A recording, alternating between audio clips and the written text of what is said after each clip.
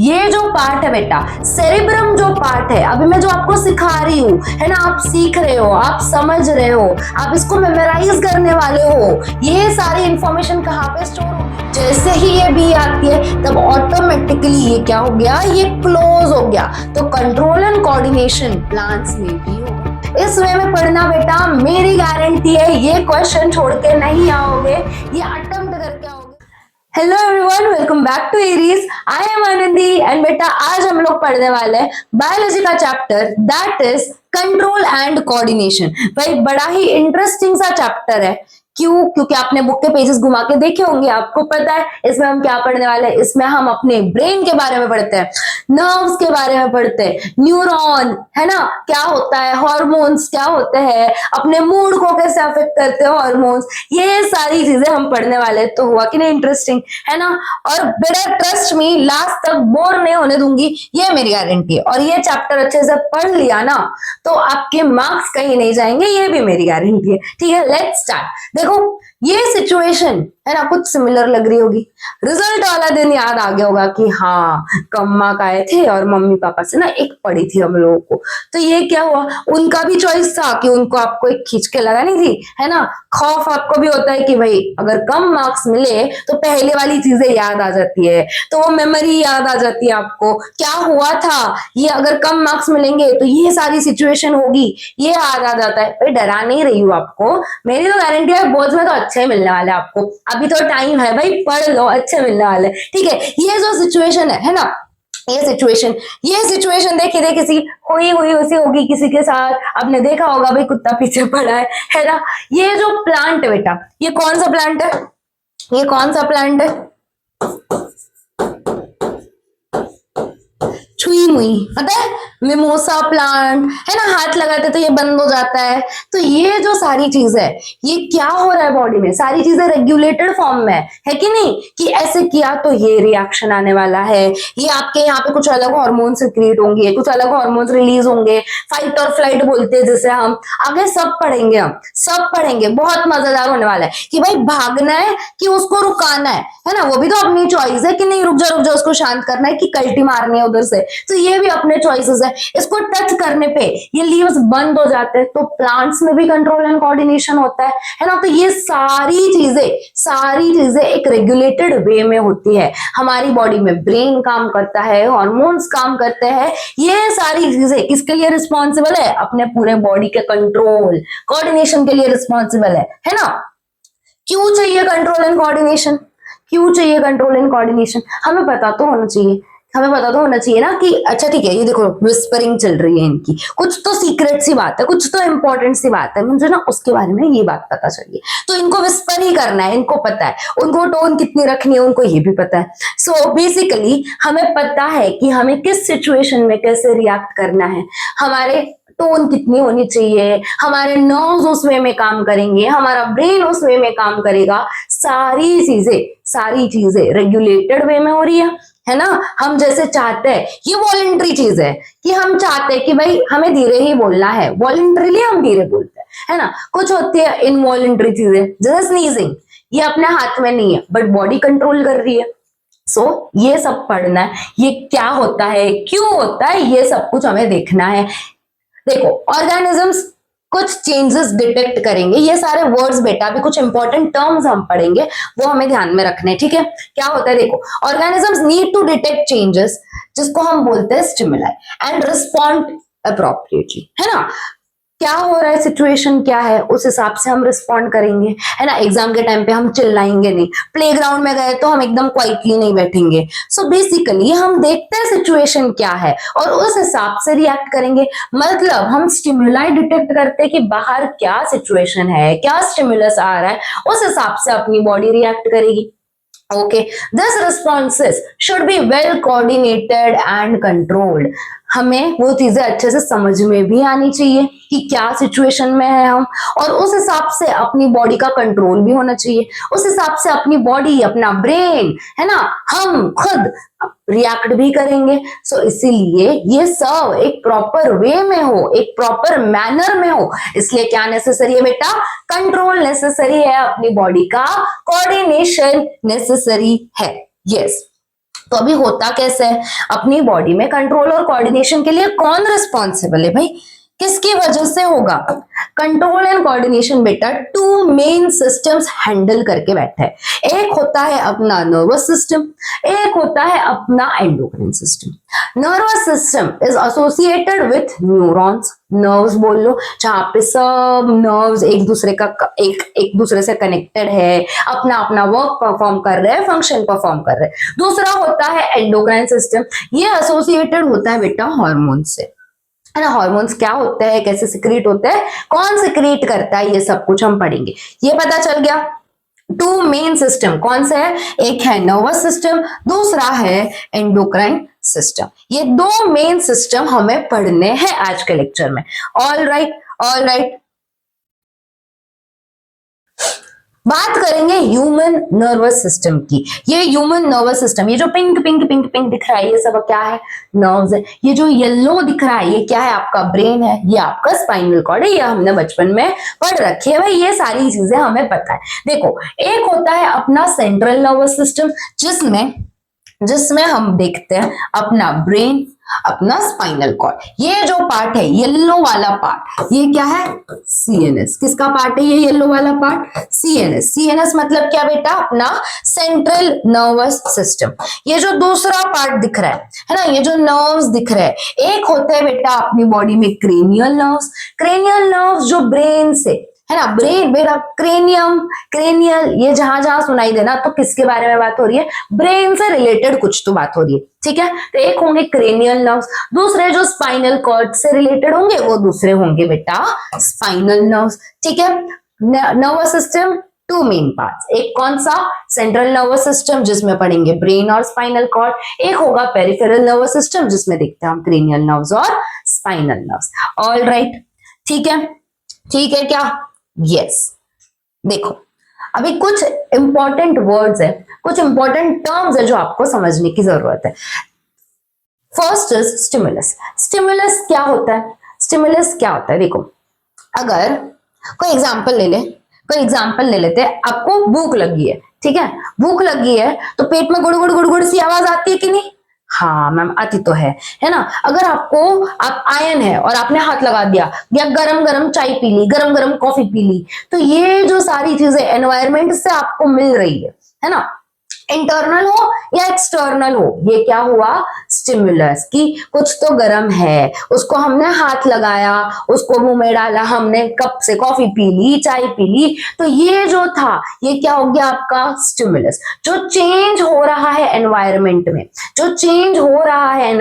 में, ये क्या हुआ, stimulus. It is a change in the environment that can cause change और reaction in the body. Stimulus एक ऐसी चीज है जो जब होगी तब आपकी बॉडी उससे रिएक्ट करेगी। फॉर एग्जाम्पल, गरम गरम चाय पी ली तो सीधा थोड़ी ना और गटगटाओगे, नहीं ना, कप रख दोगे साइड में कि नहीं अभी तो गर्म है, रिएक्ट किया बॉडी ने, रिस्पॉन्ड किया, तो जो चेंज आया उसको बॉडी ने क्या किया, रिस्पॉन्ड किया। तो वो जो चेंज था, चाहे वो इंटरनल हो, जैसे भूख लगना, पेन होना, इंटरनल हो या एक्सटर्नल हो, इस चीज को हम क्या बोलते हैं बेटा, स्टिमुलस बोलते हैं, ठीक है। Stimulus can be internal, external. All right, internal stimuli that come from inside of an organism such as pain और हंगर, ये क्या हो गए, अपनी बॉडी के अंदर से हमें फील हो रहा है पेन, हंगर, तो ये क्या हो गया बेटा, इंटरनल स्टिमुलाई हो गए।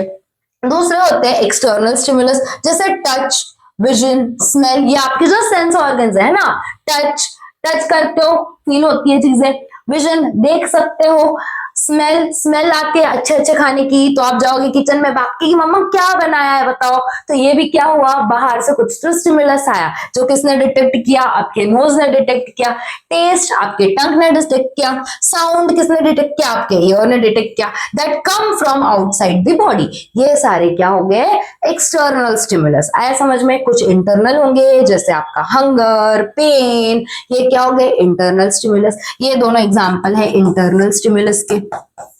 पेन हो रहा है, internal stimulus, hunger, internal stimulus. ये जो सेंसेस है आपका taste, smell, sight, touch, hearing, ये कैसे हो गए, एक्सटर्नल स्टिमुलस। आया समझ में? स्टिमुलस क्या होता है, बाहर के एनवायरमेंट में कुछ तो चेंज होना जिससे अपनी बॉडी क्या करेगी, रिस्पॉन्ड करेगी। उस बाहर के एनवायरमेंट में चेंज या फिर चेंज इन द एनवायरमेंट, बाहर का हो अंदर का हो, उसको क्या बोलेंगे बेटा, स्टिमुलस बोलेंगे। First term clear? Alright, next देखते हैं रिसेप्टर। अभी कुछ स्टिमुलस आ रहा है, फॉर एग्जाम्पल कि आपको जोर से कोई आवाज सुनाई दिया, अब भाग के देखने नहीं जाओगे कि क्या हो गया, है ना? तो ये क्या हुआ, बाहर से कोई तो स्टिमुलस आया, बट उसने उसको डिटेक्ट कैसे किया, रिसीव किसने किया, तो कुछ रिसेप्टर्स प्रेजेंट होंगे। रिसेप्टर क्या है, इट इज अ सेल और a group of cell in a sense organ which is sensitive to a particular type of stimulus, जैसे a particular type of change in the environment such as light, sound, smell, taste, heat, pressure etcetera. अगर बाहर से जोर से आवाज आ रहा है ना, जोर से आवाज आया तो कौन डिटेक्ट करेगा, आपकी टंग से समझ में आएगा, आपको आंखों से समझ में आएगा कि अच्छा वहां पे आवाज आया, नहीं ना। स्टिमुलस डिटेक्ट करने के लिए, पर्टिकुलर टाइप ऑफ स्टिमुलस को डिटेक्ट करने के लिए particular type of cells present होते हैं, कि अगर ये स्टिमुलस आया तो इसको मेरा कान के सेल्स, ईयर के सेल्स ही डिटेक्ट कर पाएंगे, ये स्टिमुलस आया तो टंग ही डिटेक्ट कर पाएगी। अगर कुछ अच्छा अच्छा खा रहे हो तो फर्क कैसे पड़ेगा, हाथ में लेते ही टच से थोड़ी पता चल जाएगा, है ना, प्रेशर से थोड़ी पता चल जाएगा। सॉफ्ट, चलो गुलाब जामुन खाया हमने, सॉफ्ट है, अच्छा है, ये कैसे पता चला, प्रेशर से। आपके हाथ में, स्किन में जो स्टिमुलस था उसकी वजह से, स्किन में जो स्टिमुलस आया उसकी वजह से, आप मुंह में डालोगे फिर आपको टेस्ट पता चलेगा।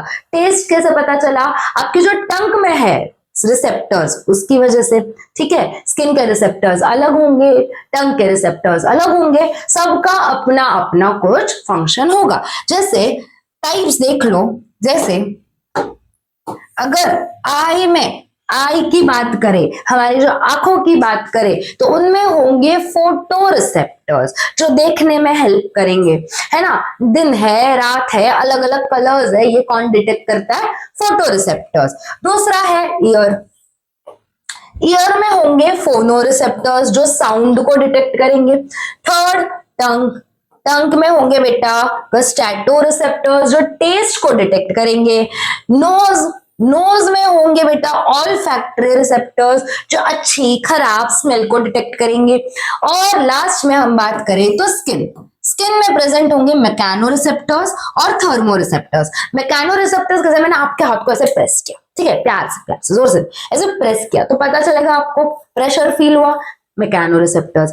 अगर गरम गरम कोई चीज आपको लग जाए या ठंडी ठंडी कोई चीज लग जाए या फिर टेम्परेचर चेंज हो जाए सराउंडिंग का, शिमला चले गए, मनाली चले गए घूमने के लिए, ठंड लग रही है ना, इक्वेटर पे चले गए भाई गर्मी हो रही है, तो बेसिकली ये कौन डिटेक्ट करेगा, थर्मो रिसेप्टर्स जो टेम्परेचर से रिलेटेड चेंजेस आए समझ में। तो वैसे रिसेप्टर्स क्या होंगे, कुछ सर्टेन टाइप ऑफ सेल्स, कुछ सर्टेन टाइप ऑफ सेल्स या ग्रुप ऑफ सेल्स जो पर्टिकुलर स्टिमुलाई को सेंसिटिव होते हैं, वो अलग अलग चीजें डिटेक्ट करने में हेल्प करते हैं। ये क्या हो गए भाई, रिसेप्टर्स हो गए।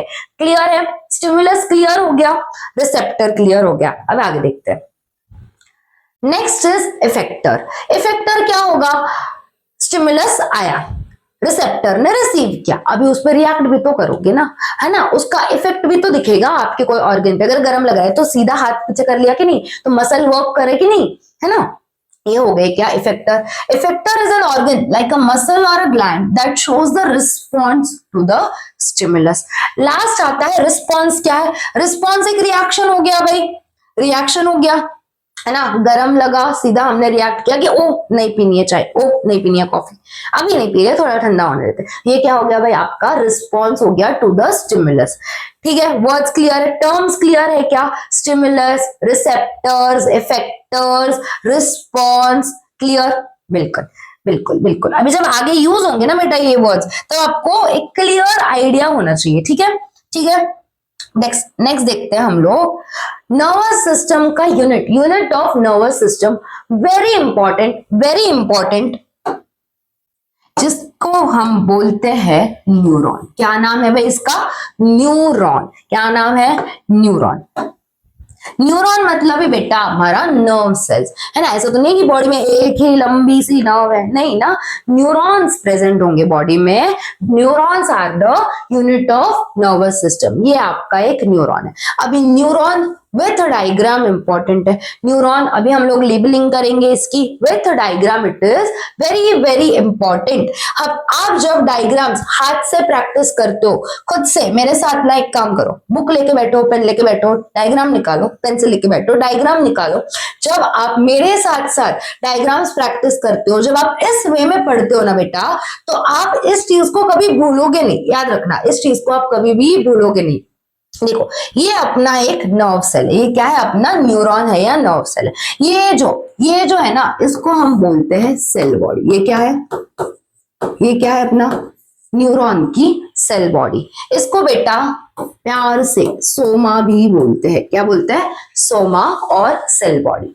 सेल बॉडी के अंदर ये जो दिख रहा है दैट इज न्यूक्लियस। क्या है ये, जैसे अपने नॉर्मल सेल में होता है न्यूक्लियस भी होता है ना। न्यूक्लियस के सराउंडिंग में ये जो है दिस इज साइटोप्लाज्म।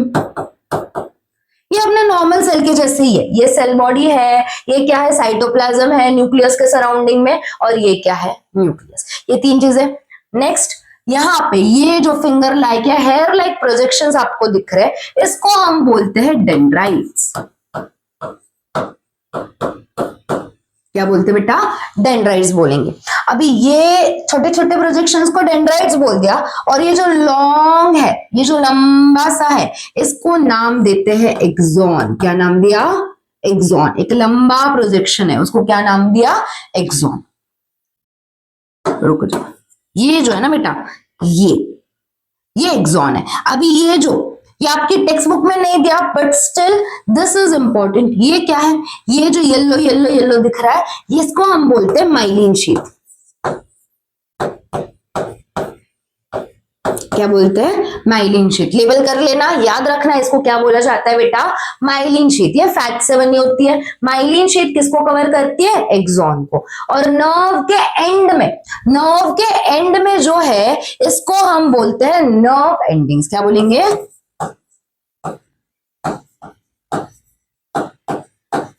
या फिर axon terminal.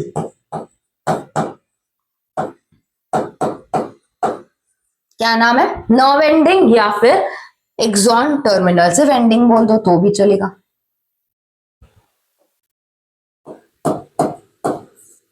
Nerve ending, nerve and या फिर एक्सॉन टर्मिनल। समझ में आ गया। ये क्या है, अपना नर्व सेल, या फिर इसको हम बोलते हैं बेटा न्यूरॉन। न्यूरॉन क्या है, यहाँ पे क्या क्या लेबलिंग है, एक डेंड्राइट्स है, यहाँ पे जो प्रेजेंट है न्यूक्लियस है, न्यूक्लियस के बाहर क्या प्रेजेंट है, साइटोप्लाज्म। इसको हम क्या बोलते हैं, सेल बॉडी। सेल बॉडी से डेंड्राइट्स भी आते हैं, सेल बॉडी से एक लंबा प्रोजेक्शन आएगा जिसको हमने नाम दिया axon.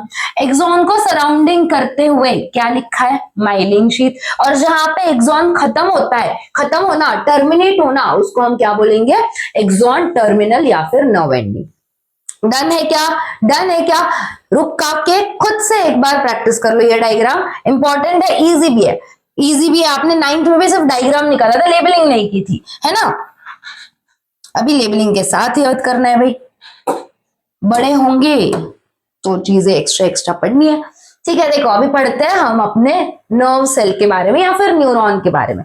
The units which make up the nervous system are called as nerve cells और न्यूरॉन्स। पूरी नर्वस सिस्टम किससे बनी हुई है, न्यूरॉन्स या फिर नर्व सेल से। Neuron is the structural and functional unit of nervous system. Very very important point. Neuron क्या है, it is the structural and functional unit किसका, नर्वस सिस्टम का। Very important point. Nervous system is made up of special cells called as neurons. Neuron is the largest cell in the body which looks like an electric wire. largest cell कौन सा है बेटा, neuron. इसको हम largest बोलो, longest बोलो, ठीक है। लार्जेस्ट सेल कौन सा है ह्यूमन बॉडी में, न्यूरॉन, ये भी इंपॉर्टेंट, ये भी important. Neurons carry messages in the form of electrical signals called as electrical impulses और नर्व इंपल्सेस। न्यूरॉन्स एक न्यूरॉन से दूसरे न्यूरॉन में मैसेज कैसे कैरी होगा, पूरे न्यूरॉन कैसे टुगेदरली वर्क करेंगे, तो इसको हम बोलते हैं इलेक्ट्रिकल इंपल्सेस। क्या बोलेंगे? इलेक्ट्रिकल इंपल्सेस या फिर नर्व इंपल्स, या फिर खाली इंपल्स भी बोल दिया तो भी चलेगा। ठीक है, ठीक है, all right, all right. Next देखो, ये है न्यूरॉन अपना, क्या क्या है इसमें? This is the cell body, ये अपनी सेल बॉडी है। Dendrites, these are the dendrites, और ये है अपना एक्सॉन। क्या है न्यूरॉन में? Three main parts, three main components, axon, cell body और dendrites. Axon, cell body and dendrites, तीन मेन कंपोनेंट्स किसके? अपने न्यूरॉन के या फिर नर्व सेल के। ये जो है दिखने में बहुत ज्यादा लग रहा है, थोड़ी देर रुको, थोड़ी देर रुको, बहुत ही इजी सा कंसेप्ट है, याद रह जाएगा, रुक जाओ थोड़ा। पेशेंस बेटा, पेशेंस इज इंपॉर्टेंट है ना। देखो, cell body of a neuron is like a typical animal cell which contains cytoplasm nucleus। बता दिया आप ना। ये यहाँ पे वापस से क्यों लगाया है? क्योंकि आप यहाँ पे देखो, इमेजिन करो, यहाँ पे क्या है? क्या है ये? साइटोप्लाज्म। ये क्या है? न्यूक्लियस। ठीक है, न्यूरॉन किससे बना हुआ है? Cytoplasm, nucleus. A number of long and thin fibres, long thin fibers are stretching from the cell body of a neuron। Cell body से बहुत सारे ऐसे फाइबर्स आ रहे हैं, बहुत सारे फाइबर्स आ रहे हैं, they are called as nerve fibres. क्या बोलते हैं उनको? Nerve fibres. ये पॉइंट से ये पॉइंट को कनेक्ट करो, shorter fibres on the body of neuron are called as dendrites. ये क्या है बेटा? डेंड्राइट्स है, जो शॉर्टर फाइबर्स है, छोटे छोटे fibres of coming from the cell body, उनको क्या नाम दिया? डेंड्राइट्स नाम दिया। हो गया भाई। Longest fibre on the cell body is called as axon. Longest fibre जो अपने सेल बॉडी में है उसको क्या बोला जाता है भाई? एक्सॉन बोला जाता है। ठीक है, लेबलिंग याद कर लो, ट्रस्ट मी, ये सारे पॉइंट्स याद हो जाएंगे। लॉन्गेस्ट फाइबर कौन सा बेटा? Axon. Axon has an insulating and protective sheath. ये जो है दिस, ये इंसुलेटिंग और प्रोटेक्टिव शीथ है, इसको नाम दिया जाता है माइलिन शीथ। माइलिन किससे बना हुआ है? फैट एंड प्रोटीन से। किससे बना हुआ है? फैट एंड प्रोटीन से। एक्सॉन को कौन कवर किए हुए है बेटा? Myelin sheath. माइलिन किससे बना हुआ है? फैट एंड प्रोटीन से बना हुआ है। Both dendrites and axon arise from the cell body of a neuron. ये हमें पता है, सेल बॉडी से डेंड्राइट्स भी आता है, सेल बॉडी से एक्सॉन भी आता है। The messages with the neurons transmit in the nervous system are in the form of electrical impulses called as nerve impulses। इनको हम क्या बोलते हैं? nerve impulses। एक न्यूरॉन से दूसरे न्यूरॉन में मैसेज ट्रांसमिट होता है, इसको क्या बोला जाता है? Nerve impulses. डेंड्राइट्स, अभी ये इंपॉर्टेंट है, ये अभी हम अच्छे से पढ़ेंगे कि कैसे नर्व इंपल्स ट्रांसमिट होता है, कैसे नर्व इंपल्स ट्रांसमिट होता है। ध्यान से समझना, ध्यान से समझना। देखो, डेंड्राइट्स जो होंगे, they pick up the nerve impulses. Collect करने का काम किसका है? इंपल्स को कलेक्ट करने का काम किसका है भाई? न्यूरॉन के। ये जो डेंड्राइट्स है, किसका काम है? डेंड्राइट्स का काम है। इंपल्स आई तो पिकअप कौन करेगा? डेंड्राइट्स पिकअप करेंगे इंपल्स को। ठीक है, और मैसेजेस फ्रॉम द रिसेप्टर्स। ये जो है, they pass the impulse to the cell body and then along the axon. ये सेल बॉडी में जाएगी, फिर एक्सॉन में जाएगी। ये अभी अच्छे से डिटेल में समझेंगे। Axon passes the impulse to another neuron through junction called as synapse. क्या होता है मैम ये साइनैप्स? ये भी बता दो हमें। देखो, समझो अच्छे से, कैसे इंपल्स का ट्रांसमिशन कैसे होगा समझना। देखो, ये अपना एक न्यूरॉन है, ठीक है,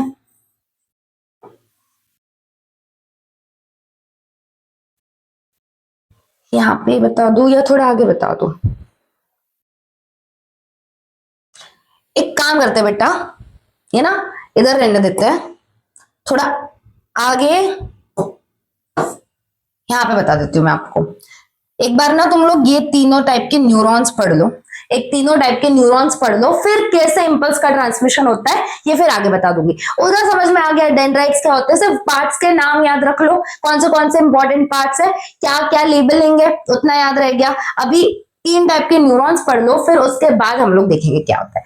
neurons are of three types, एक होते हैं सेंसरी न्यूरॉन्स, एक होते हैं मोटर न्यूरॉन्स, एक होते हैं relay neurons. Sensory, motor, relay, क्या हो गया, सेंसरी, मोटर और रिले। कौन से तीन न्यूरॉन्स है भाई, sensory neurons, motor neurons. Room बंद करके बैठना है बेटा, जब लेक्चर करो ना एकदम रूम बंद करके आराम से बैठो। और रिले न्यूरॉन्स बताती हूँ मैं कैसे पढ़ती थी। ऑनलाइन कभी भी पढ़ते हो ना, लेक्चर मेरा देख रहे हो तो मैं कैसे पढ़ाती हूँ, आपने ऑब्जर्व किया होगा पैटर्न क्या होता है बेटा। तो आप क्या करोगे, खुद से बोलो sensory neurons, relay neurons, motor neurons. जितना आप बोलते हो उतना दिमाग में जाएगा, जितना आप लिखते हो उतना दिमाग में जाएगा। मैं पूछती हूँ ना जब कि क्या होता है बेटा, तो भले ही मुझे सुनाई नहीं दे, बट मैं किसके लिए पूछ रही हूँ, तुम्हारे लिए। तो एक बार तुम लोग बोल ही लो, है ना। क्यों बोलते हो, क्यों पूछती हूँ मैं, ताकि तुम लोग बोलो, खुद से बोलो, खुद से याद रहेगा। जितना बड़बड़ बड़बड़ करोगे लेक्चर के टाइम में, खुद से, हाँ खुद से, फोन साइड में, टाइम पास साइड में, सीरियसली लेक्चर देखो, नोट्स लिखते जाओ। नोट्स खैर आपको मिल जाते हैं, but still I would suggest कि लेक्चर के साथ साथ खुद इंपॉर्टेंट पॉइंट्स नोट करके जाओ। लगे ना कि ये इंपॉर्टेंट है बोला है मैम ने, लिखते जाओ। डायग्राम्स इंपॉर्टेंट है बोले मैम ने, लिखते जाओ, ठीक है। बहुत लंबा लंबा कुछ लिखने की जरूरत नहीं है, जस्ट मेंशन इंपॉर्टेंट पॉइंट्स। बाकी तो नोट्स आपको मिल जाते हैं ना, बाकी के नोट्स तो आपको मिल ही जाएंगे। जब आप इस वे में पढ़ते हो, जब आप खुद से इस वे में पढ़ते हो ना बेटा, आपके chances of remembering things gets 10 times higher. 10 times ज्यादा चीजें आप याद रख सकते हो जब आप इस वे में पढ़ोगे तब, ठीक है। ठीक है, ओके, चलो चलो। कौन से तीन न्यूरॉन्स होते हैं वापस से बोल लो, सेंसरी न्यूरॉन्स, मोटर न्यूरॉन्स और रिले न्यूरॉन्स। मैम अभी ये होते क्या है, sensory neurons transmits impulses from the sensory sales और रिसेप्टर्स। ये न्यूरॉन्स इंपल्सेस लेंगे from the receptors towards the central nervous system. मानो यहाँ पे सीएनएस है, ठीक है। सीएनएस क्या है, central nervous system. Sensory neuron क्या करेंगे बेटा,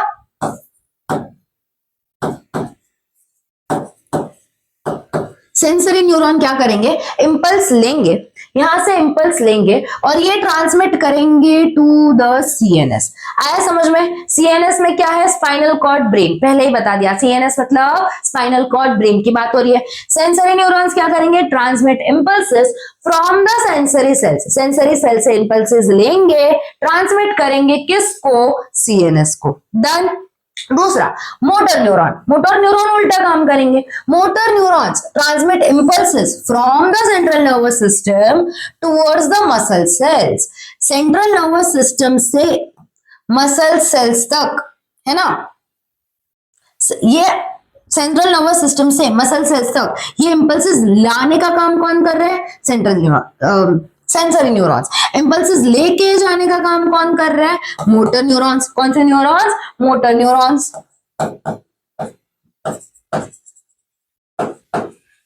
ठीक है। सेंसरी न्यूरॉन्स इंपल्स लाएंगे, मोटर न्यूरॉन्स इंपल्स वापस सीएनएस से वापस लेके जाएंगे। फिर मैम रिले न्यूरॉन्स क्या करेंगे, रिले न्यूरॉन्स होते हैं बेटा आपके सीएनएस में, आपके सीएनएस में रिले न्यूरॉन्स प्रेजेंट होंगे। They serve as links between other neuron. इनके बीच में जो लिंक होगी कौन बनाएगा, रिले न्यूरॉन। आया समझ में। इंपल्स लेके कौन आएगा सेंट्रल नर्वस सिस्टम के पास, sensory neurons. Impulse central nervous system से मसल सेल्स तक या फिर इफेक्टर तक लेके कौन जाएगा, मोटर न्यूरॉन्स। और इनको कनेक्ट कौन करेगा, रिले न्यूरॉन्स। कहां पे होंगे, आपके सीएनएस में होंगे। सिंपल, ठीक है। याद रह गया, याद रह गया क्या भाई, जोश से पढ़ो थोड़ा, ठीक है। देखो नेक्स्ट देखते हैं हम लोग transmission of nerve impulse. Transmission of nerve impulse जो मैंने बोला था अभी पढ़ाऊंगी, ये वही वाला टॉपिक है। नर्व इंपल्स आपकी ट्रांसमिट कैसे होंगी, कंसिडर कर लो any two neurons in the nervous system. एक और चीज, चलो रुको रुको रुको रुको रुको, यहाँ से देख लो, any two neurons in the nervous system do not join to one another completely. एक न्यूरॉन दूसरा न्यूरॉन कंप्लीटली कभी भी ज्वाइन नहीं करेंगे, उनके बीच में एक छोटा सा माइक्रोस्कोपिक सा गैप होगा, एकदम छोटू सा गैप होगा, जिसको हम नाम देते हैं साइनैप्स। क्या बोलते हैं? Synapse. There is always a very very small gap between the two neurons, this gap is called as a synapse. बेटा बहुत इंपॉर्टेंट पॉइंट है, वेरी इंपॉर्टेंट पॉइंट। साइनैप्स क्या होता है पूछ लेते हैं। साइनैप्स क्या होता है? Synapse is the gap. Synapse क्या है? गैप है, छोटा सा गैप है बिटवीन टू न्यूरॉन्स। दो न्यूरॉन कभी एक दूसरे से ज्वाइन नहीं करेंगे, हमेशा छोटा सा गैप प्रेजेंट होगा, उसी गैप को नाम दिया जाता है साइनैप्स। उस गैप को क्या नाम दिया जाता है? साइनैप्स। देखो ये लग रहा है ना कि ओवरलैप कर रहे हैं एक दूसरे को, बट नहीं। यहाँ पे देखो एक छोटा सा गैप प्रेजेंट है, यहाँ पे देखो एक छोटा सा गैप प्रेजेंट है, यहाँ पे इस गैप को क्या बोलते हैं? इस गैप को क्या बोलते हैं? साइनैप्स बोलते हैं। ये वाला गैप, ये गैप को क्या बोलते हैं? साइनैप्स बोलते हैं। देखो ये जो गैप है, ये एक न्यूरॉन है, एक दूसरा न्यूरॉन है, यहां से इंपल्स आ रही है, ये न्यूरोट्रांसमीटर्स है, हम पढ़ेंगे ये क्या है? न्यूरोट्रांसमीटर्स है, कुछ केमिकल्स जो सिक्रीट होंगे। और ये जो गैप है, ये वाला गैप कौन सा है बेटा? ये गैप आपका साइनैप्स है। इंपल्स आएगी, इंपल्स यहां से आती है, फिर ये इंपल्स दूसरे न्यूरॉन में जाती है, ये गैप को क्रॉस करके, ये केमिकल्स की मदद से। ये केमिकल्स न्यूरोट्रांसमीटर्स होते हैं। आए समझ में? ये गैप होता है, इंपॉर्टेंट है। इस गैप का क्या नाम है? इस गैप का नाम है भाई साइनैप्स। क्लियर? क्लियर? इस गैप का क्या नाम है? साइनैप्स। साइनैप्स इंपॉर्टेंट है, साइनैप्स याद रखना है। साइनैप्स क्या है? ठीक है, देखो सपोज अभी आती है मेन बारी, है ना? साइनैप्स समझ में आ गया। अब आते हैं अपने मेन मुद्दे पे कि इंपल्स ट्रांसमिट कैसे होगी मैम, ये भी बता दो। Suppose there are two neurons, मान लो ए और बी दो न्यूरॉन्स है।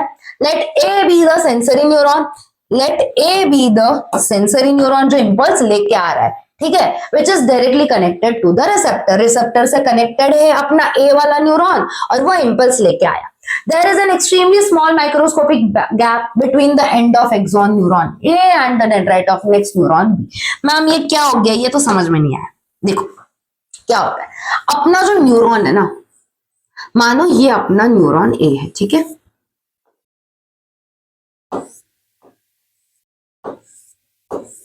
ये क्या है? अपने नर्व एंडिंग्स है।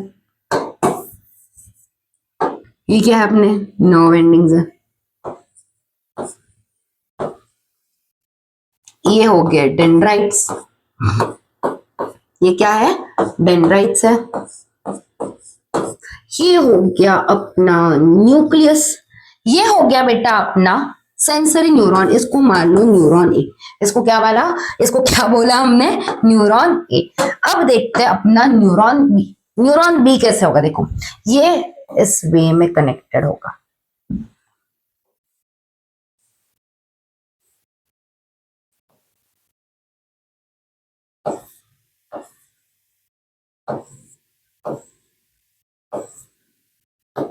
बेटा मेरी ड्राइंग ना बड़ी अच्छी है, तो है ना, जज कम करना, ठीक है, जज करना बट इतना भी नहीं,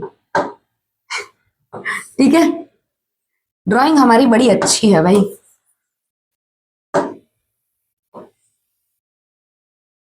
ठीक है भाई, इट वर्क्स, इट वर्क्स। ठीक है, ये दो अपने न्यूरॉन्स हो गए।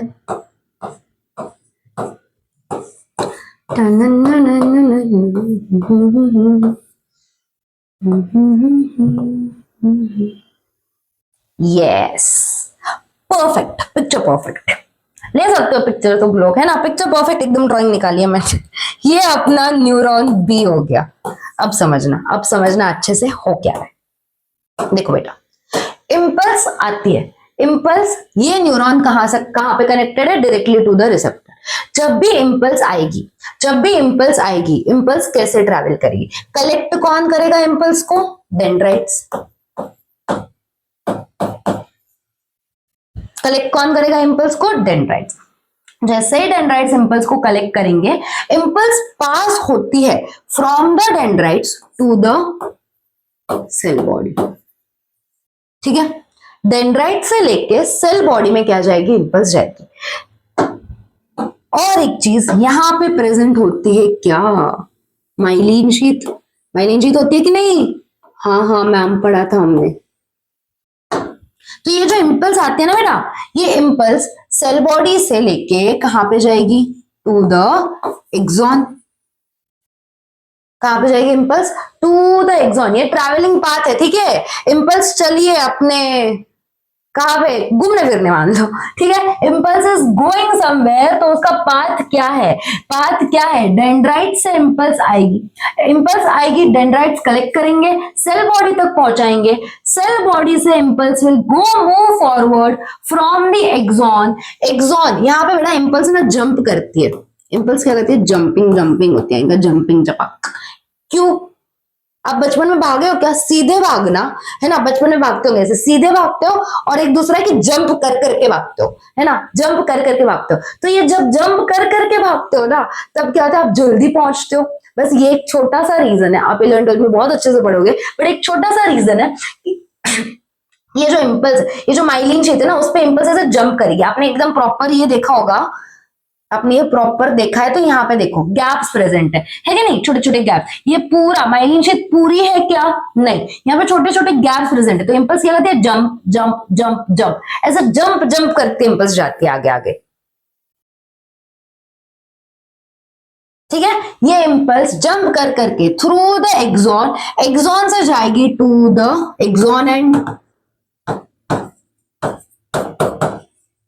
टर्मिनल पे, है ना, टर्मिनल पे बोल लो, नर्व एंडिंग बोल लो, यहाँ पे इंपल्स आएगी। अब क्या होगा, यहाँ पे तो भाई गैप प्रेजेंट है, यहाँ पे गैप प्रेजेंट है। ये जो गैप है इसको हम क्या बोलते हैं, साइनैप्स। ये गैप प्रेजेंट है, इसको क्या बोलते हैं, साइनैप्स, ठीक है। ये इंपल्स यहां से आते आते कुछ केमिकल सिक्रीट होते हैं, न्यूरोट्रांसमीटर्स केमिकल सिक्रीट होंगे, वो साइनैप्स से इंपल्स जाएगी दूसरे न्यूरॉन पे। याद रखने की बात है कि कभी भी न्यूरॉन्स, यहाँ पे गलत चीज जो आप कर देते हो गलती से, कि एक न्यूरॉन और दूसरा न्यूरॉन ऐसे कभी भी कनेक्टेड नहीं होंगे बेटा।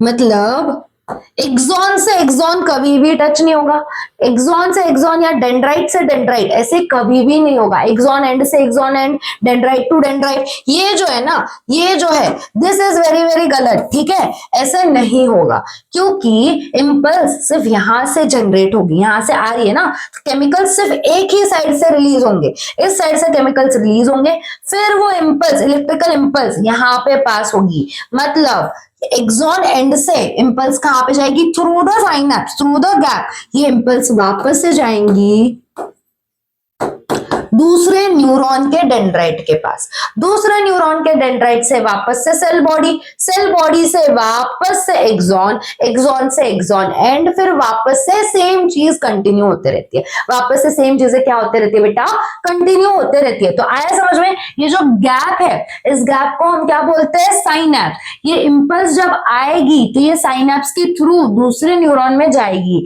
बट ये दूसरा न्यूरॉन जो है वो उल्टा कनेक्ट नहीं होगा। यहाँ पे न्यूरॉन्स एक दूसरे से कैसे कनेक्टेड होंगे, एक का एंड होगा, दूसरे के डेंड्राइट्स होंगे।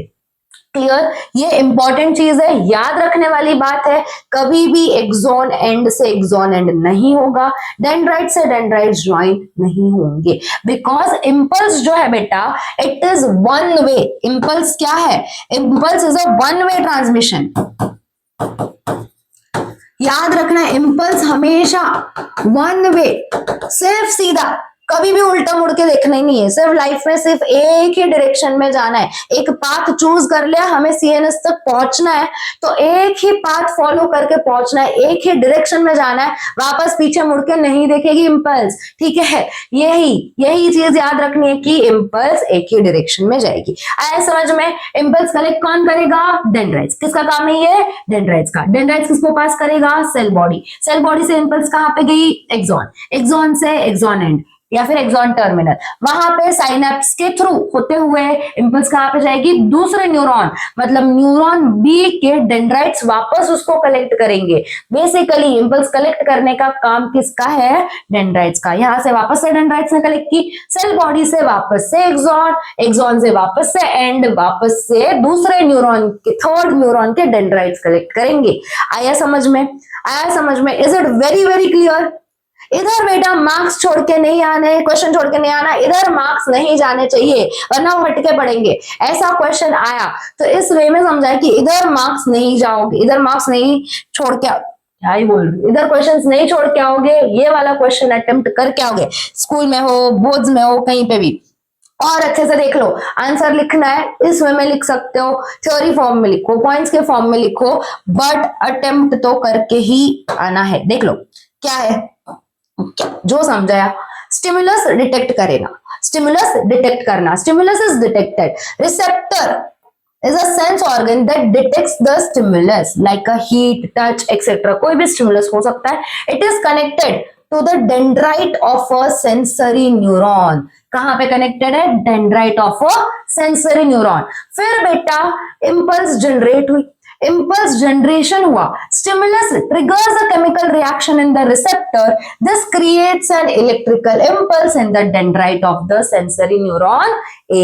इस वे में पढ़ना बेटा, मेरी गारंटी है ये क्वेश्चन छोड़ के नहीं आओगे, ये अटेम्प्ट करके आओगे, ये इस वे में पढ़ना, ठीक है।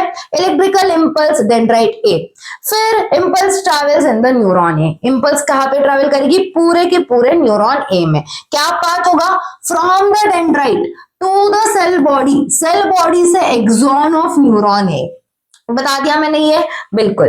फिर साइनेप्स ट्रांसमिशन होगा, at the end of the axon a chemical is release into the synapse, जो गैप है उसमें एक केमिकल रिलीज होगा, this chemical crosses the gap and starts a new electrical impulse in neuron B. ये gap cross करके वापस से impulse किसमें गई, to neuron B. Neuron B वापस कैरी करेगा इंपल्स को, सेम पाथ, डेंड्राइट से सेल बॉडी, सेल बॉडी से axon. Further transmission of impulse, the impulse may pass to the third neuron in the same way, this continues until it reaches the relay neurons in the spinal cord और brain। मतलब ये impulse तभी तक अपना path नहीं छोड़ेगी जब तक ये CNS तक नहीं पहुंच जाती। Clear? Is it crystal clear? Crystal clear है क्या, एकदम क्लियर है क्या? बिल्कुल बेटा देखो, ये ऐसी कुछ चीजें है ना कि यहाँ पे समझ लो, भले ही 2-3 बार समझनी पड़े, ऐसी समझाया, आई कैन गारंटी कि 99% बच्चों को समझ में आ गया होगा। बट अगर नहीं भी समझ में आया तो कुछ टॉपिक्स ऐसे होते हैं जो समझने को शायद टाइम लगे, but never skip those topics. हमेशा ट्राई करो कि वापस से थोड़ा सा ये कर लो, वीडियो को वापस से वीडियो देख लो, उतना पार्ट वापस से देख लो, है ना। तो ये सारी चीजें, इंपॉर्टेंट चीजें कभी स्किप नहीं करनी है, ये सारी चीजें करके जानी है भाई, ठीक है। बिकॉज यही चीजें होती है जो आपको मार्क्स दिला भी जाएगी, यही चीजें होती है जहां पे आपके मार्क्स चले भी जाएंगे। चॉइस आपके हाथ में, चॉइसेस इन योर हैंड कि हमें ये मार्क्स पॉकेट में डालने हैं या ऐसी ऐसी चीजें छोड़ के चली जानी है ना।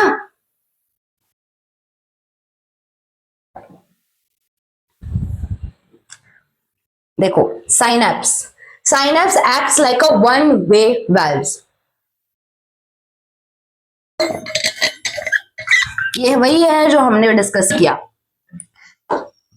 वही है जो हमने डिस्कस किया। देखो साइनेप्स वन वे वाल्व्स होते हैं, मतलब a chemical substance neurotransmitter is present only in one side of the synapse eight the end of the sending neuron. कहां पे प्रेजेंट होगा, एंड में प्रेजेंट होगा, जो सेंडिंग न्यूरॉन है, मतलब ए वाले न्यूरॉन के एंड में प्रेजेंट होगा, एक्सॉन टर्मिनल बोला जाता है, बिल्कुल। This chemical is release to pass the signal across the gap. एक ही जगह पे प्रेजेंट होगा, ये केमिकल रिलीज होगा ताकि इंपल्स यहां से, ताकि इंपल्स यहां से यहां पे पास हो जाए। क्या रिलीज होगा,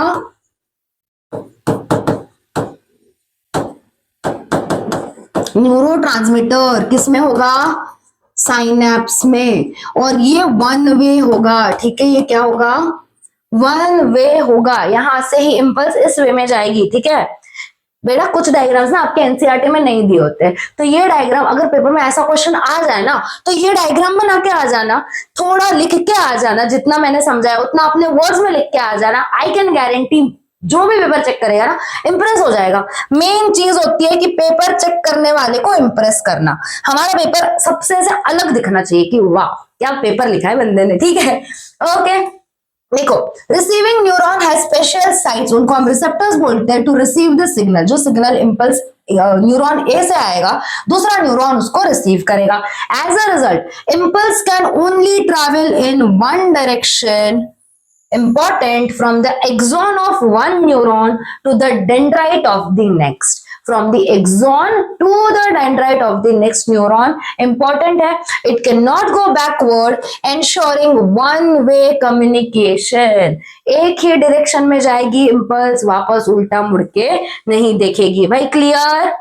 हाँ जी हाँ। नेक्स्ट आता है बेटा न्यूरोमस्कुलर जंक्शन। क्या होता है न्यूरोमस्कुलर जंक्शन? ये एक्सॉन है, ये आपका मसल है, ये कैपिलरीज है। न्यूरोमस्कुलर जंक्शन की बात हो रही है। क्या होता है न्यूरोमस्कुलर जंक्शन? सिंपल है, NMJ is a synaptic connection between the terminal end of a motor nerve and a muscle. समझना, इंपल्स सीएनएस से लेके कौन आ रहा है? मोटर न्यूरॉन, और यहाँ पे मसल प्रेजेंट होगा, है ना। तो ये जो सीएनएस से मोटर न्यूरॉन आएगा तो ये मोटर न्यूरॉन कुछ इस वे में होगा, तो इधर इसका एंड प्रेजेंट होगा। No judging my diagrams, okay okay ठीक है। ये जो न्यूरॉन है बेटा, मेरे कितने क्रिएटिव डायग्राम्स होते हैं मेरे। ये जो न्यूरॉन है बेटा ये आपका मोटर न्यूरॉन है, ठीक है। ये मोटर न्यूरॉन ही इंपॉर्टेंट है ना। आपका क्या सेंसरी न्यूरॉन होगा क्या? नहीं, मोटर न्यूरॉन का मोटर नर्व एंड किससे कनेक्ट होगा? मसल से, चाहे वो स्केलेटल मसल हो, स्मूथ मसल हो या कार्डियक मसल हो। कार्डियक मतलब बेटा हार्ट के, कार्डियक मसल्स मतलब हार्ट के मसल्स भाई, ठीक है। This is from me to you guys. पढ़ रहे हो ना अच्छे से? इसलिए पढ़ रहे हो ना? देखा मैं देखते रहती हूँ, मैं ऑब्जर्व करती हूँ बच्चे कितने देखते हैं वीडियो, कितने अच्छे से देखते हैं, किधर किधर इंपॉर्टेंट पार्ट्स को मैंने देखा है। आप रिवर्स कर करके वीडियो को पीछे जा जाके इंपॉर्टेंट पार्ट से ऑब्जर्व करते हो, देखते हो, नोट्स लेके जाते हो, नोट्स पढ़ते हो। I am so proud of you, really I am very proud of you. बच्चे पढ़ते हैं, पढ़ रहे भाई, पढ़ने वाले तो पढ़ रहे, तो जो पढ़ रहे हैं उनके लिए, ठीक है। देखो, मोटर न्यूरॉन का एंड और मसल, यहाँ पे जो जंक्शन होता है, यहाँ पे जो जंक्शन है, जो साइनेप्टिक कनेक्शन है, उसको ही बोला गया है भाई न्यूरोमस्कुलर जंक्शन। कोई भी बड़ी बात नहीं है, कोई बड़ी बात नहीं है। देखो ये अपना मसल है, मसल फाइबर है, यहाँ पे एक्सॉन, एक्सॉन का एंड है, और यहाँ पे मसल और एक्सॉन के एंड के बीच में जो जंक्शन बन रहा है, जो कनेक्शन हो रहा है, उसी को नाम दिया गया है भाई न्यूरोमस्कुलर जंक्शन। क्लियर? क्लियर? हाँ जी नेक्स्ट देख लो, peripheral nervous system. Peripheral nervous system में क्या क्या याद रखना था? क्या क्या याद रखना था? मैंने बोला था एक होता है सीएनएस, एक होता है peripheral nervous system PNS, cranial nerves और स्पाइनल नर्व्स। याद आ रहा है कि नहीं? हाँ हाँ जी। देखो, peripheral nervous system is a part of the nervous system outside the brain and spinal cord, ठीक है।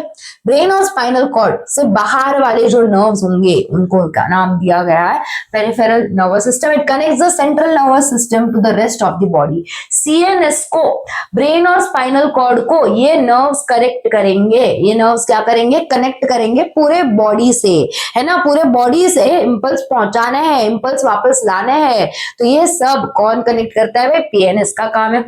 3 टाइप, 2 मेन टाइप के, एक विसरल नर्व्स। पहला नर्व है स्पाइनल नर्व्स। बेटा इस वे में पढ़ लो, भूलोगे नहीं। वापस से जिस वे में नोट्स है ना उस वे में पढ़ लो, उस वे में अटेम्प्ट करके आओ आंसर्स, कोई गलत नहीं रहेगा। स्पाइनल नर्व्स ओरिजिन कहां से होगा? इसका स्पाइनल कॉर्ड से होगा। ये spread throughout the body except the head, ये हेड में नहीं जाएंगे। कैरी बोथ, इनके पास सेंसरी भी नर्व्स होंगे, इनके पास मोटर न्यूरॉन्स भी होंगे, मतलब है मिक्स नर्व्स है। दूसरे होते हैं क्रेनियल। मैंने बोला था क्रेनियल जहां जहां आएगा मतलब किससे रिलेटेड है, ब्रेन से रिलेटेड है। ओरिजिन इनका होता है from the brain, spread throughout the head, also mix nerve, क्योंकि यहाँ पे भी सेंसरी और मोटर न्यूरॉन्स प्रेजेंट होंगे। तीसरा टाइप क्या है, visceral nerves, mostly in the spinal cord, कुछ ब्रेन में भी हो जाता है but mostly the origin from the spinal cord, connected to internal organs, also carry both sensory and motor nerves, मतलब तीनों ही मिक्स नर्व्स कैरी करेंगे, सेंसरी और मोटर नर्व्स। स्पाइनल नर्व्स कहां से ओरिजिन होंगे, स्पाइनल कॉर्ड से, क्रेनियल नर्व्स ब्रेन से, visceral nerves mostly spinal cord, कुछ ब्रेन से, और तीनों में सेंसरी न्यूरॉन भी होगा, तीनों में मोटर न्यूरॉन भी होगा। Clear, am I clear? हाँ जी। आगे देखो, चलो, sensory neurons carry information to the CNS, पता है भाई, है ना, ये तो पढ़ लिया है हमने। सेंसरी न्यूरॉन्स इंफॉर्मेशन लाएंगे सीएनएस के पास। Motor neuron carry instructions from the CNS to the muscles और द ग्लैंड्स, ये भी पढ़ लिया है। All the three types of nerves in the PNS are mixed nerves carrying both sensory and motor signals। तीनों important part nerves के बारे में यहाँ पे लिख दिए गए हैं जस्ट फॉर यू गाइस, पढ़ लो, इंपॉर्टेंट है, इंपॉर्टेंट है। कभी क्वेश्चन आ जाए तो गलत करके मत आना यार, ठीक है, ठीक है। नेक्स्ट देखो, रिफ्लेक्स एक्शन। रिफ्लेक्स एक्शन क्या होता है, रिफ्लेक्स एक्शन क्या होता है? मैम ये क्यूट क्यूट से बेबीज क्यों लाए, दिखाओ जरा हमें, देख लेते। चलो, क्या कर रहे हैं भाई, क्यूट क्यूट के बेबीज क्या कर रहे हैं? ये यॉन कर रहा है, ये क्या कर रहा है भाई, इसको क्या हो रहा है, इसको छींके आ रही है, स्नीज कर रहा है ना, इसको नींद आ रही है। भाई ये हाल है क्या तुम्हारा? हाँ, ये हाल तो नहीं है ना, ऐसे लेक्चर मत देखना, कोई फायदा नहीं है ना, ये हाल में लेक्चर मत देखना, ये क्यूट लग रहा है हमारे भाई 10th में पेपर देना है, अच्छे से लिखना लेक्चर, अच्छे से देखना लेक्चर, ठीक है। देखो, भोले भाले से कुछ नहीं, पर सबसे शैतान होते हैं ये लोग, है ना, क्यूट क्यूट से शैतान। क्या कर रहे हैं भाई, क्या कर, हो क्या रहा है, हो क्या रहा है, हो क्या रहा है? इसने, इसको मस्ती आई है कि चलो कैक्टस को ना हाथ लगा के देखते हो होता क्या, फिर भले रोना पड़ जाए, फिर भले हमारा रिएक्शन निकल जाए, बड़े बड़े आंसू निकल जाए, बट ट्राई तो करेंगे, लाइफ में फन तो चाहिए। तो ये एग्जैक्टली मैम ये क्यों लाया है, ये क्या है, देखते हैं ये क्या है। देखो देखो, इससे समझाना है मुझे तुम लोगों को रिफ्लेक्स एक्शन, ठीक है। रिफ्लेक्स एक्शन क्या है? It is the simplest and the quickest form of response in the nervous system. Quickest response हमारे जो नर्वस सिस्टम में मिलता है, होता है, जो जनरेट होता है, उसी को हम बोलते हैं रिफ्लेक्स एक्शन। जैसे ही कुछ गर्म लग गया, हाथ हटा लिया, कैक्टस हाथ लगाना है, थोड़ी ना हाथ पिंच करके ऐसे लगा के रखेंगे, नहीं, लगाया ही, लगाते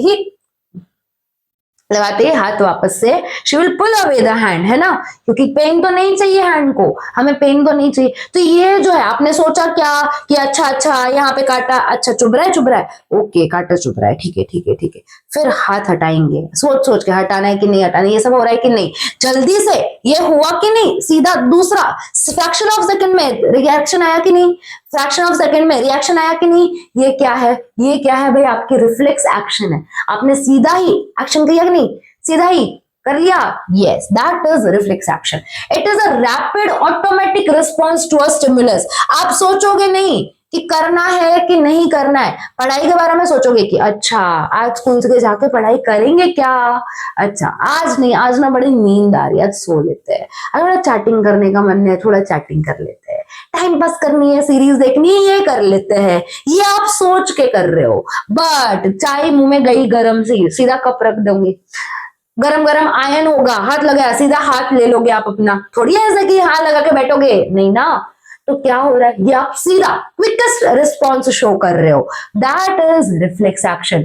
रैपिड है भाई, रैपिड है, ऑटोमेटिक रिस्पॉन्स है, it occurs without conscious control, that is not under the control of the brain. Conscious control में नहीं होता, है ना, सीधा। बचपन में करते हो कि नहीं, मैं तो आज भी करती हूँ, है, हाँ आज भी करते हैं। अगर आपका छोटा भाई है, बहन है, मम्मी पापा रूम में छुप जाओ और आते बहू, तो उनका क्या रिएक्शन होता है, थोड़ा हो जाता है ना, रिएक्शन आता है कि नहीं, एक एक्शन शो होती है कि नहीं, दैट, वो डरना, अचानक से हट जाना वहां से, अचानक से, that is not under control, वो सीधा रिस्पॉन्स आया, सीधा एक्शन हुई, है ना, रिएक्शन आया किसी चीज का, दैट इज रिफ्लेक्स एक्शन। भाई इससे ज्यादा एग्जांपल क्या ही दूं, है ना, इससे ज्यादा एग्जांपल क्या ही दूं। इनवॉलंटरी एक्शन है भाई, pulling your hand away from an hot object, ये रिफ्लेक्स एक्शन है। Blinking of eyes when something comes near, है ना, मैं ऐसे ऐसे अचानक से करूंगी आंखों के आगे, ब्लिंक करोगे कि नहीं, सोचोगे ब्लिंक करने से पहले, नहीं, सीधा हो जाता है, ब्लिंक ब्लिंक ब्लिंक कर लोगे ना, है ना, सीधा ऐसे ऐसे कर लोगे, that is an reflex action. फिर आप स्नीज करते हो, सोच के ठीक खाते हो, नहीं, इसको थोड़ी कंट्रोल में यौन आ रही है तो आ रही है भाई, तो बोलेगा भाई मेरे कंट्रोल में तो नहीं है। स्नीजिंग, यॉर्निंग, जब डस्ट एंटर होता है नोज के अंदर, स्नीज आ गई, ये भी रिफ्लेक्स एक्शन। तो बेटा जो एक्शंस है ना अपने कंट्रोल में नहीं होते, वॉलंटरी कंट्रोल में नहीं होते, क्विकेस्ट एक्शन है, रैपिड है, ऑटोमेटिक है, कोई भी स्टिमुलस आया तो ऐसे एक्शंस को हम क्या बोलते हैं, रिफ्लेक्स एक्शंस बोलते हैं। क्या बोलेंगे, रिफ्लेक्स एक्शंस बोलते हैं, बिल्कुल। कैसे होगी ये रिफ्लेक्स एक्शन, पाथवे क्या होगा, जो पाथवे फॉलो करते हैं उसको नाम दिया गया है रिफ्लेक्स आर्क। द पाथवे और route taken by nerve impulses in a reflex action is called as the reflex arc. Reflex action में जो पाथवे फॉलो होगा that is a reflex arc. देखो बड़ा सिंपल सा है, मोटर, सेंसरी, रिले, ये सब तो हमें समझ में आ गया, हमें रिसेप्टर समझ में आ गया, हमें इफेक्टर समझ में आ गया, और क्या ही चाहिए, पाथ खुद से देख लेते हैं, है ना, और क्या ही चाहिए, स्टिमुलस समझ में आ गया, कुछ चीज गर्म थी, बाहर से एनवायरमेंट से कुछ तो चेंज हुआ, चेंज डिटेक्ट हुआ, वो क्या हो गया, स्टिमुलस। रिसेप्टर ने क्या किया, रिसेप्टर हीट और पेन सेंस करेंगे, रिसेप्ट करेंगे, रिसेप्टर जो सेल होंगे वो सेल ने रिसेप्ट किया, एक्शन को रिसीव किया, फिर क्या हुआ, वो चीज डिटेक्ट होके सेंसरी न्यूरॉन्स भाई लेके गए किसके पास, सीएनएस के पास। सेंसरी न्यूरॉन्स और मोटर न्यूरॉन के बीच में कनेक्शन होता है किसका, रिले न्यूरॉन का। कहां पे होता है ये, स्पाइनल कॉर्ड में, है ना, सीएनएस में, आपके सेंट्रल नर्वस सिस्टम में प्रेजेंट है। सेंसरी न्यूरॉन से इंफॉर्मेशन गई, रिले न्यूरॉन ने कनेक्ट किया, वापस से वहां से इंफॉर्मेशन आई, कौन लेके आया, मोटर न्यूरॉन इंफॉर्मेशन लेके आए, इफेक्टर ने रिस्पॉन्स शो किया, आपका जो मसल था, आपका जो हैंड था, आपने मूव कर लिया, रिस्पॉन्स शोन। ठीक है, ये पूरा जो आर्क है इसको हम क्या बोलते हैं, रिफ्लेक्स आर्क बोलते हैं, इसको क्या बोलते हैं, रिफ्लेक्स आर्क। स्टिमुलस से रिसेप्टर से सेंसरी न्यूरॉन लेके जाएंगे, रिले न्यूरॉन कनेक्ट करेगा सेंसरी और मोटर न्यूरॉन को, मोटर न्यूरॉन वापस से उसे लेके आएगा, और उसके बाद इफेक्टर और रिस्पॉन्स शो होगा। ये जो सिंपल सा आर्क है that is your reflex arc. Clear, बोला था मैंने, ये सारे टर्म्स अच्छे से समझ लेना बेटा, आगे वाली चीजें सिंपल हो जाएगी। यस यस यस यस, चलो मजा आ रहा है कि नहीं, और मजे आएंगे जब हम पढ़ेंगे ह्यूमन ब्रेन। जब हम लोग पढ़ेंगे ह्यूमन ब्रेन, पहले समझ लेते हैं कि अपने ह्यूमन ब्रेन में कौन से पार्ट्स होते हैं, कैसे डिवाइड किया है अपने ह्यूमन ब्रेन को। भाई ऐसे ही तो कॉम्प्लेक्स टॉपिक्स को मैं ऐसे ही नहीं छोड़ दूंगी, जब तक नहीं समझ में आता तब तक समझा दूंगी। ठीक है, देख लो ह्यूमन ब्रेन देखते हैं, क्या क्या पार्ट्स है। एक होता है सेरिब्रम पूरे ब्रेन को बेटा प्रोटेक्ट किए हुए है, ये आपकी जो खोपड़ी है ना, क्या बोलते हैं हम इसको, हाँ स्कल, क्या बोलते हैं, स्कल बोलते हैं। क्रेनियम, ये आपका जो पार्ट है इसको बोला जाता है मिड ब्रेन। ये पूरा जो है सेरिब्रम, क्रेनियम, मिड ब्रेन, ये आपके अंडर ये पूरा आता है फोर ब्रेन के अंदर। ये जो है this is your spinal cord. समझाऊंगी, अभी इधर समझ लो, प्रॉपर वे में समझाऊंगी, नहीं होगा कंफ्यूजन, वेट एंड वॉच। देखो हाइपोथैलेमस है, पिट्यूटरी ग्लैंड है, हिंड ब्रेन है, पॉन्स मेडुला सेरिबेलम, ये तीनों को मिला के होता है आपका हिंड ब्रेन। ठीक है, अभी समझो, कैसा मैम? कंफ्यूजन। कंफ्यूजन देखो, ये जो पार्ट है बेटा, सेरिब्रम जो पार्ट है, अभी मैं जो आपको सिखा रही हूं, है ना, आप सीख रहे हो, आप समझ रहे हो, आप इसको मेमोराइज करने वाले हो, ये सारी इंफॉर्मेशन कहाँ पे स्टोर होगी? ये आपके सेरिब्रम में। ये जो सेरिब्रम है बेटा आपका, दिख रहा है, थिंकिंग, मेमोरी, ये सब किस में स्टोर होगा? ये वाला पार्ट जो सेरिब्रम है, ठीक है। यहां से देखो, दिखते हैं। और ये जो है पिट्यूटरी ग्लैंड, ये जो दिख रहा है छोटे छोटे से, ये दिख रहा है, ये this is the pituitary gland. ये जो है, ये आपका क्या है भाई? ये आपका क्या है? This is your spinal cord. ये क्या है? स्पाइनल कॉर्ड है। यहां पे आपको कहीं पे मिल जाएगा आपका मिड ब्रेन। यहां पे क्या होगा? Mid brain. Hypothalamus mid brain के यहां पे होगा। स्पाइनल कॉर्ड देख लिया हमने। ये जो पार्ट है, दिस इज योर, देख लो, ये आपका सेरिबेलम है। कौन सा पार्ट है? सेरिबेलम है। और यहाँ पे पॉन्स भी प्रेजेंट है। ये जो है दैट इज पॉन्स, सेरिबेलम, ये पूरा स्पाइनल कॉर्ड है, मेडुला प्रेजेंट है। आया कि नहीं समझ में? क्या है, कैसा होता है अपने ह्यूमन ब्रेन का स्ट्रक्चर? इंपॉर्टेंट क्या है? सेरिब्रम, सेरिबेलम, हाइपोथैलेमस, ये बेटा पिट्यूटरी ग्लैंड, हाइपोथैलेमस, ये जो है ना इंपॉर्टेंट पिट्यूटरी, ये हम देखेंगे कहां पे? जब हम लोग हॉर्मोन्स पढ़ेंगे। हॉर्मोन्स के टाइम पे ये सब इंपॉर्टेंट है, ये सब इंपॉर्टेंट है। अभी ब्रेन में समझना है सेरिब्रम। सेरिब्रम के बाद ये आपका आ जाता है वहां पे कहीं तो ये मिड ब्रेन। मिड ब्रेन के बाद ये आपका आ गया स्पाइनल कॉर्ड। यहाँ पे प्रेजेंट हो गए पॉन्स। उसके बाद यहाँ पे ये जो नीचे है मेड्यूला, यहाँ पे देखो पॉन्स होंगे, मेड्यूला, ये वाला जो पार्ट है that is your cerebellum. Clear है कि नहीं? आ गया समझ में? आ गया समझ में? ठीक है भाई। क्या क्या पार्ट्स होते हैं? ये बेटा रियल पिक्चर है, आपका ब्रेन और स्पाइनल कॉर्ड ऐसे दिखता है। ये एक प्रिजर्व स्पेसिमेन है, ठीक है? ठीक है भाई, ठीक है। ये वाले पार्ट्स प्रेजेंट होंगे आपके ब्रेन में। अभी सबके फंक्शंस भी तो पढ़ने हैं, सबके फंक्शंस भी तो पढ़ने हैं। चलो देखते हैं, चलो देखते हैं, चलो चलो चलो देखो। Brain, brain is the highest coordinating centre in the body, है ना? सब कुछ कोऑर्डिनेटेड कौन करेगा? कोऑर्डिनेट के सब कुछ कौन करेगा? Brain. Brain is located inside the skull of our body at the top of the spinal cord. देख लिया हमने, स्पाइनल कॉर्ड के ऊपर क्या प्रेजेंट है? ब्रेन है। स्कल के अंदर प्रेजेंट है अपना ब्रेन, बिल्कुल। It is protected by a bony box in a skull called cranium. क्या बोलते हैं? क्रेनियम बोलते हैं। इट इज अ, इसको बोलते हैं क्रेनियम, या फिर इसको हम नाम देते हैं बेटा, प्यार से हम इसको बुलाते हैं ब्रेन बॉक्स। क्या बोलते हैं? Brain box. ब्रेन को प्रोटेक्ट करके रखता है अपना brain box, that is our cranium. ठीक, okay. Brain is surrounded by 3 membranes. तीन मेम्ब्रेन्स होंगे, उनको हम मेनिंजेस बोलेंगे, which help to protect it. अपने ब्रेन को मेनिंजेस प्रोटेक्ट करेंगे। 3 मेम्ब्रेन्स, 3 मेनिंजेस प्रेजेंट होंगे। The space between the membranes is filled with cerebrospinal fluid. याद रखना है, कौन सा फ्लूइड प्रेजेंट होगा बेटा? cerebrospinal fluid which protects the brain from the mechanical shock। जैसे मारा, ऐसे किसी ने ऐसे मारते हैं ना आपको, टपली वपली मारते होंगे आपके फ्रेंड्स, तो सीधा क्या ब्रेन डैमेज हो जाता है? हिलने लगता है सब कुछ? नहीं, क्या वो शॉक एब्जॉर्ब करता है। ये जो फ्लूइड है ना, किस लिए रखा होता है? शॉक एब्जॉर्ब करने के लिए। ठीक।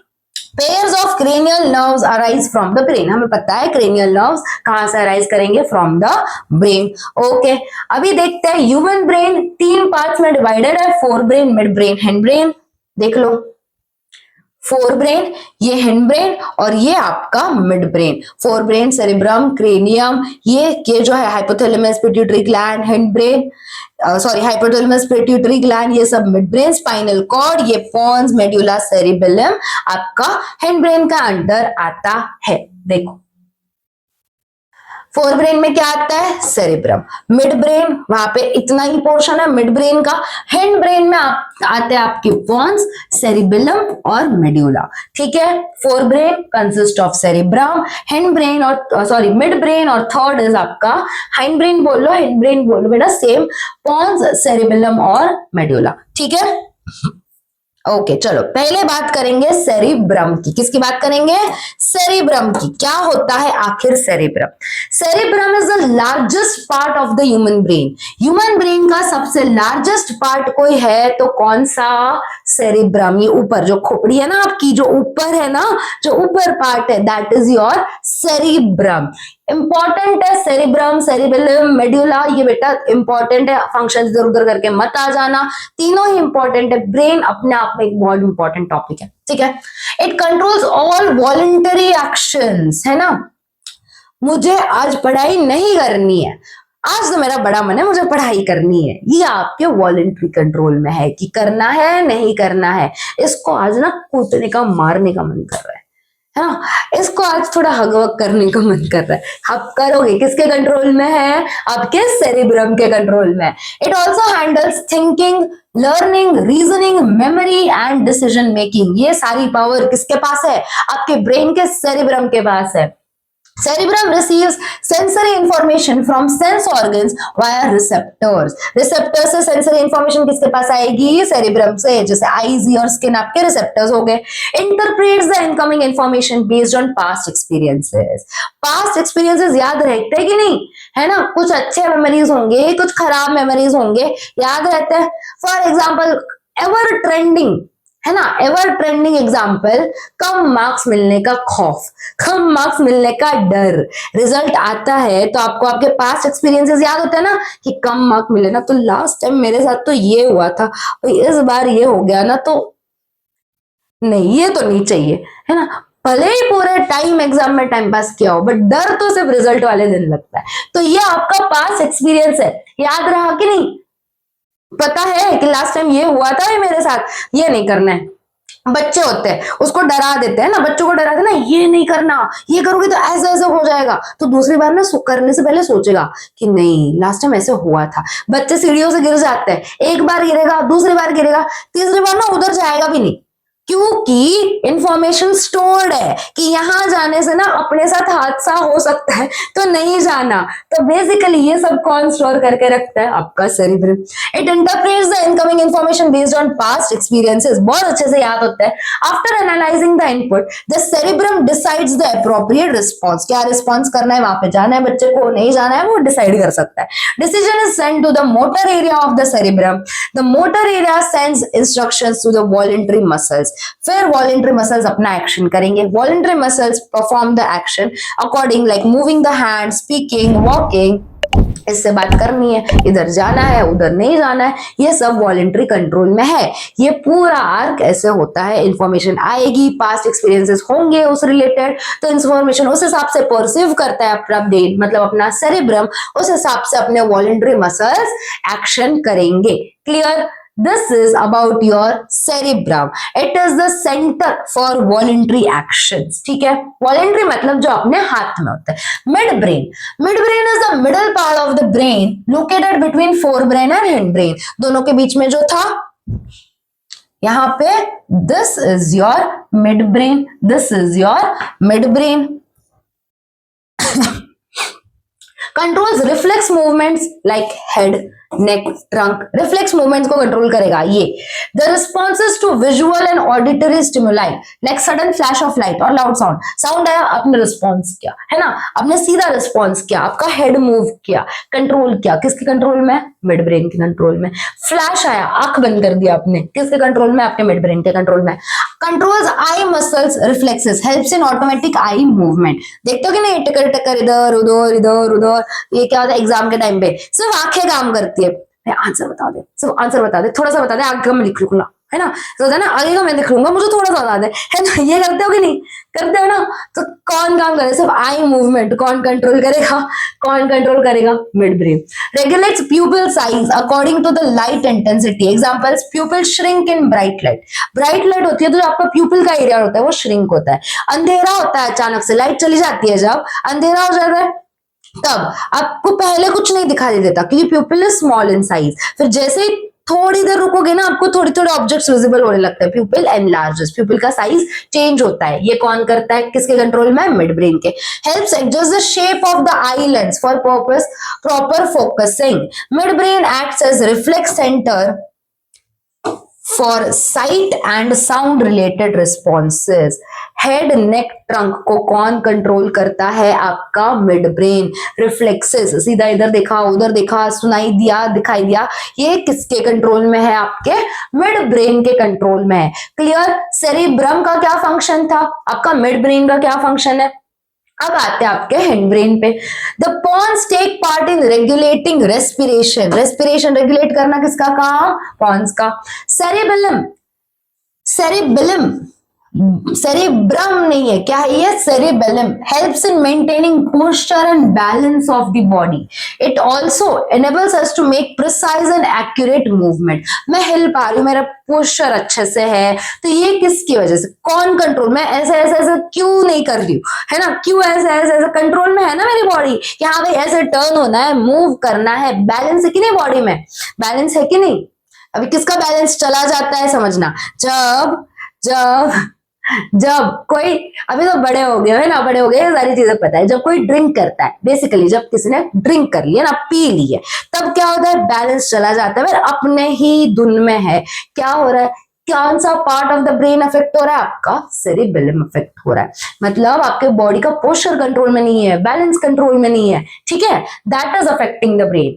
मतलब cerebellum, cerebellum coordinate smooth body movement such as walking, dancing, riding a bicycle and picking up a pencil. Easily कर पाते हैं, है ना? बट जो एकदम हाई होते हैं वो ये सारी चीजें इजीली कर पाते हैं क्या? नहीं। एक के दो पेंसिल दिखते हैं भाई, उनको कौन सी उठाएंगे? ठीक है, ओके, जोक्स अपार्ट। आगे बात करते हैं मेड्यूला की। Medulla controls various involuntary actions such as heart beat. ये अपने कंट्रोल में नहीं है। हार्ट कंट्रोल में, हाँ ऐसा तो नहीं है मैम, हमारा दिल हमारे काबू में ही नहीं है, कंट्रोल में ही नहीं है, बट सच में कंट्रोल में नहीं है। आपकी हार्ट बीट आपके कंट्रोल में है क्या? नहीं। ब्रीदिंग कंट्रोल में है क्या? थोड़ी देर, हाँ मैम हम सांस रोक के रख सकते हैं, है ना, हम तो बड़े महान है। बेटा कितनी देर रोक के रखोगे ब्रीदिंग? एक टाइम तक आप ब्रीथ को होल्ड करके रखोगे, उसके बाद not possible. Breathing, blood pressure control में नहीं है। Peristaltic movements of alimentary canal, हमने देखा था डाइजेशन के टाइम पे, एलिमेंट्री कैनल जो आपका ईसोफेगस है, पेरिस्टाल्टिक मूवमेंट शो करता है फूड को पास करवाने के लिए। कंट्रोल में है क्या? नहीं है। ये सारी चीजें कौन कंट्रोल करता है? Medulla. It is also the controlling center for reflexes such as swallowing, खाना स्वॉलो करना, कफ करना, चीख खाना, स्नीज करना, secretion of saliva and vomiting. ये सब कौन कंट्रोल करेगा? मेड्यूला। ये सब कौन कंट्रोल करेगा? मेड्यूला। तीनों क्लियर है? पॉन्स, सेरिबेलम, मेड्यूला, ठीक है। फंक्शंस सबके याद रखना है। सेरिब्रम से हमने स्टार्ट किया था, फिर हमने मिड ब्रेन देखा, फिर हिंड ब्रेन में पॉन्स, मेड्यूला और सेरिबेलम देखा। ये सबके फंक्शंस याद रखने हैं, ठीक है। चलो ओके ओके, नेक्स्ट बात करते हैं प्रोटेक्शन। हमारे ब्रेन को और स्पाइनल कॉर्ड को प्रोटेक्ट कौन करता है? कौन करता है बताओ? How is the brain protected? Brain is enclosed in a bony box called the cranium। मैंने बोला था cranium क्या? It is a part of the skull। इसको brain box बोलते हैं। Inside the cranium, the brain is surrounded by 3 protective membranes। याद रखना है, इनको हम meninges बोलते हैं। ये 3 प्रोटेक्टिव मेम्ब्रेन्स है, इनको हम क्या बोलते हैं? मेनिंजेस बोलते हैं। ड्यूरामेटर पे या मेटर, कुछ याद नहीं रखना, ये हम लोग को नहीं है भाई, ये 11th 12th में साइंस रखोगे तब पढ़ाओगी, ठीक है। It is also suspended in a fluid filled balloon called cerebrospinal fluid. कौन सा फ्लूइड प्रेजेंट होगा बेटा? CSF। कौन सा फ्लूइड प्रेजेंट होगा? CSF मतलब सेरिब्रोस्पाइनल फ्लूइड प्रेजेंट है ब्रेन में। CSF cushions the brain and provides shock absorption against the injury। ये जो ब्रेन के मेनिंजेस है, ब्रेन में ये सब जगह पे फिल्ड है। क्या फिल्ड है? CSF। जब ब्रेन को शॉक लगता है, मतलब किसी ने ऐसे मारा आपको पीछे से, शॉक लगा, शॉक एब्जॉर्ब कौन करता है? ये जो मेनिंजेस है उनके बीच में ये जो फ्लूइड प्रेजेंट है, CSF प्रेजेंट है, ये एक्ट करते हैं as shock absorber. How is spinal cord protected? ये देखो, ये जो आपका है ना, ये सब क्रेनियम है बेटा, ये सब क्रेनियम के लिए लिखा है मैंने। ये जो स्कल है आपका ब्रेन बॉक्स, हर एक एंगल से, ऊपर नीचे से, राइट लेफ्ट, सारे विजन्स ले ही लो, ठीक है। Spinal cords runs along the vertebral column, backbone, ठीक है। Vertebral column is made up of interlocking vertebrae, vertebrae present है ना, बोनी स्ट्रक्चर्स, बोन्स प्रेजेंट है, वर्टिब्रे प्रेजेंट है, that protects the delicate spinal cord inside. कौन protect करेगा? Vertebrae protect करेंगे। It also contains cerebrospinal fluid for extra cushioning, इसमें भी CSF present होगा, ब्रेन में भी CSF प्रेजेंट होगा, इधर भी CSF प्रेजेंट होगा, इधर भी बेटा लेयर्स प्रेजेंट होते हैं, इधर भी मेनिंजेस प्रेजेंट होते हैं, बट याद जितना दिया है उतना कर लो, more than enough, more than enough. जितना नोट्स में है उतना कर लो, इससे ज्यादा कुछ भी कहीं से भी करने की आवश्यकता नहीं है आपको, ठीक है, ठीक है। चलो भाई ठीक है, ओके ओके। अरे अरे अरे ये इधर किधर उल्टा सीधा सब हो गया, कोई बात नहीं। चलो आगे हम देखते हैं अपने एंडोक्राइन ग्लैंड्स के बारे में, आगे देखते हैं अपने एंडोक्राइन ग्लैंड्स के बारे में, ठीक है। क्या होते हैं एंडोक्राइन ग्लैंड्स? ये दिख रहे हैं सारे आपको, मैंने बोला था हाइपोथैलेमस अच्छे से देख लो, पिट्यूटरी ग्लैंड छोटू सा था वो अच्छे से देख लो, है ना। ये होते हैं आपके एंडोक्राइन ग्लैंड्स। बट क्या ये बेटा ऐसे ग्लैंड्स हैं, एंडोक्राइन ग्लैंड्स दो होते हैं, एक एक्सोक्राइन ग्लैंड्स, एक एंडोक्राइन ग्लैंड्स। हम कौन से पढ़ रहे हैं? Endocrine glands. Endocrine glands ductless glands होते हैं। ये जो ग्लैंड्स, मैम क्या होते हैं डकलेस ग्लैंड्स बताऊंगी, बट बेसिकली एंडोक्राइन ग्लैंड्स क्या रिलीज करते हैं? ये सिक्रिएट करेंगे, रिलीज करेंगे क्या? हार्मोन्स। हार्मोन्स, हार्मोन्स कौन सिक्रिएट करते हैं भाई? Endocrine glands. 8th से पढ़ते आ रहे हो, 8th से पढ़ते आ रहे हो, थायरॉक्सिन है ना, ग्रोथ हार्मोन, ये सब आपने 8th में पढ़ रखा है,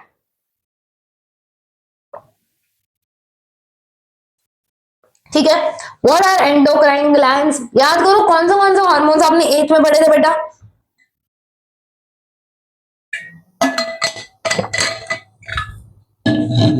देखो याद है थायरॉक्सिन पढ़ा था, फीमेल में कुछ हार्मोन्स होते हैं, टेस्टोस्टेरोन मेल में होता है, फीमेल में ईस्ट्रोजन होता है, ये सब पढ़ रखा है, सब पढ़ रखा है ना। यस यस मैम याद आया, पढ़ा था तो है हमने, है ना, पढ़ा तो था बट अभी याद तो नहीं है, 2 साल पहले पढ़ा था मैम, ये चीजें थोड़ी याद रखते हैं, ठीक है ना। आपको आपके सेरेब्रम को कष्ट ही नहीं देना, ये चीजें हम याद नहीं, हम 10th होते ही ये सब भूल जाएंगे मैम, सेरेब्रम को क्लीन करते रहेंगे, मेमोरीज भूल जाओ, ये एजुकेशनल मेमोरीज होते हैं, सब भूल जाते हैं हम, कचरा साफ, ये ना कचरा साफ कर देंगे मैम, है ना भाई, ऐसा नहीं होता, ये चीजें लाइफ में काम आती है, ठीक है। कुछ इंपॉर्टेंट चीजें आपकी बॉडी के बारे में आप नहीं पढ़ोगे तो कौन पढ़ेगा, है ना, हमें तो पता होना चाहिए।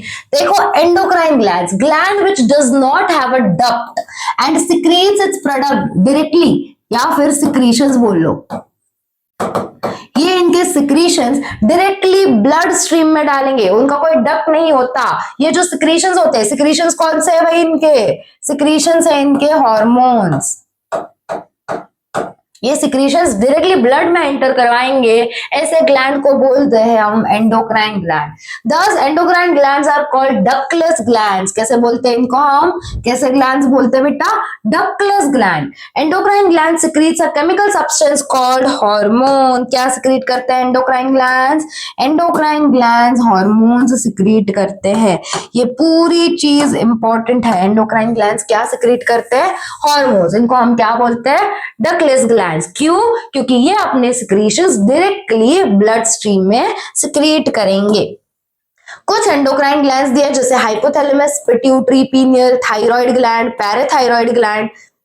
पढ़ना है सारे नहीं, इसमें से जो जो पढ़ना है वो। एड्रिनल पढ़ना है कि किडनी, जस्ट किडनी लेवलिंग के लिए बेटा ये एंडोक्राइन ग्लैंड में नहीं आता, ठीक है। एड्रिनल ग्लैंड, पैंक्रियाज आते हैं, ovaries in female, testis in male. दिख रहा है? दिख रहा है? ये सारे आपके बॉडी के एंडोक्राइन ग्लैंड्स है जो आपके हार्मोन्स सिक्रीट करने का काम करेंगे। अब हम लोग एक एक ग्लैंड पढ़ेंगे, कौन से हार्मोन सिक्रीट करते हैं ये भी पढ़ेंगे। सबसे पहले हम बात करेंगे बेटा हाइपोथैलेमस की। दिख रहा है कहां पे है हाइपोथैलेमस? ब्रेन के पार्ट में। कहां पे है हाइपोथैलेमस? दिख रहा है कि नहीं? This is your hypothalamus. It is a part of the brain located just above the pituitary gland. हमने देखा, जो मैंने वो वीडियो दिखाया था ब्रेन का, दिखाया पिट्यूटरी ग्लैंड यहाँ पे है, उसके ऊपर हाइपोथैलेमस है. बिल्कुल, ये हाइपोथैलेमस वही हाइपोथैलेमस है. It is located above the pituitary gland. It produces two types of hormones. दो टाइप के हार्मोन सिक्रेट करेंगे या प्रोड्यूस करेंगे. एक होंगे रिलीजिंग हार्मोन्स, दूसरे होंगे इनहिबिटरी हार्मोन्स. हार्मोन्स क्या काम करेंगे ma'am? This hormones regulate the secretion of hormones from the pituitary gland.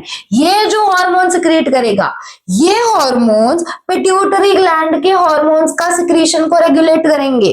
Pituitary gland कौन से हार्मोन सिक्रेट करना चाहिए, उसका रेगुलेशन किसके कंट्रोल में होगा? ये इनके सिक्रेशंस में. Thus, hypothalamus acts like a link between the nervous system and endocrine system. It controls, बेटा ये important है. It serves as a link between nervous and endocrine system.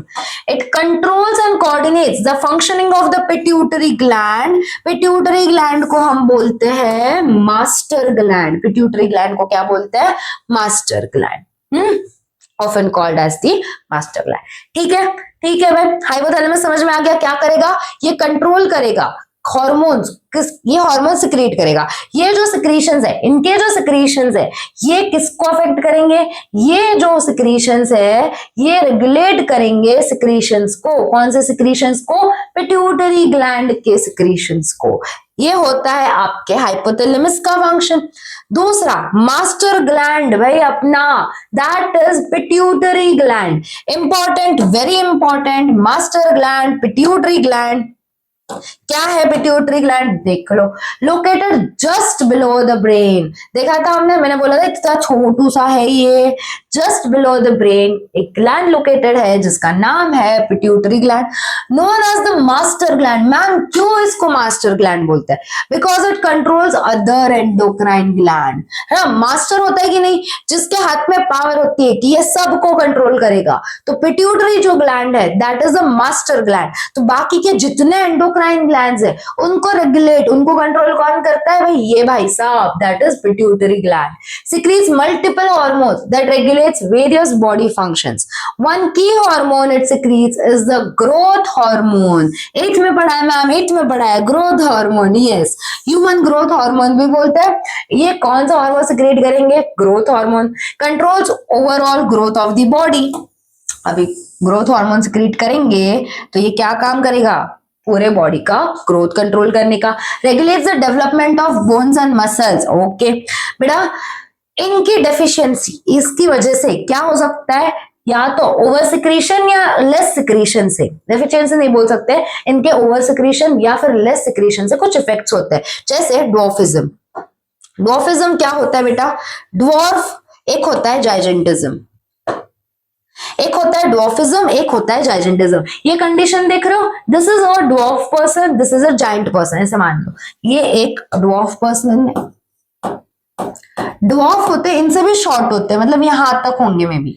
ये होते एक जाइंट पर्सन. तो क्या है ये ड्वार्फिज्म? क्यों होता है? It is a deficiency of growth hormone in childhood. Pituitary gland growth hormone secrete करता है, तो deficiency of growth hormone leads to dwarfism. Results in the person having being abnormally short. इनकी हाइट कैसे रह जाती है? शॉर्ट रह जाती है. दूसरा एग्जांपल, दूसरी जो चीज होती है इनके एक्सेस ऑफ सिक्रीशन से, जिसको हम बोलते हैं gigantism, caused by excess of growth hormone. Growth hormone जब बढ़ जाता है तब जाइजेंटिज्म होगा. Results in the person becoming abnormally tall. ये बहुत टॉल हो जाता है पर्सन. ये कौन सी कंडीशन है? जाइजेंटिज्म, जहां पर्सन बहुत एबनॉर्मली टॉल होते हैं, कुछ पर्सन एबनॉर्मली बहुत शॉर्ट होते हैं. Condition dwarfism. क्यों होता है dwarfism? Come secretion of growth hormone. ज्यादा सिक्रीशन ऑफ ग्रोथ हार्मोन हो गया तो जाइजेंटिज्म. क्लियर? नेक्स्ट देखो बेटा, थायराइड ग्लैंड. पता है सबको यहाँ पे होता है थायराइड ग्लैंड, यहाँ पे होता है. Yes, thyroid is located in the neck. Thyroid gland is located in the neck attached to the windpipe. Windpipe पता है, ट्रैक क्या पता है, हमने पढ़ा है रेस्पिरेटरी सिस्टम में. It produces a hormone called thyroxine. Thyroid gland क्या प्रोड्यूस करेगा? थायरॉक्सिन प्रोड्यूस करेगा. थायरॉक्सिन का क्या काम? Thyroxine hormones contains iodine as an essential element. Ad आती थी पता है क्या? हाँ, याद होगी तो ऐड आती थी बहुत पुराने टाइम पे। चलो तो चलो, थायरॉक्सिन जो हार्मोन होता है आयोडीन का सिक्रीशन, ऐसे कंटेन थायरॉक्सिन हार्मोन में होता है क्या? Iodine. It plays a major role in controlling body's metabolism.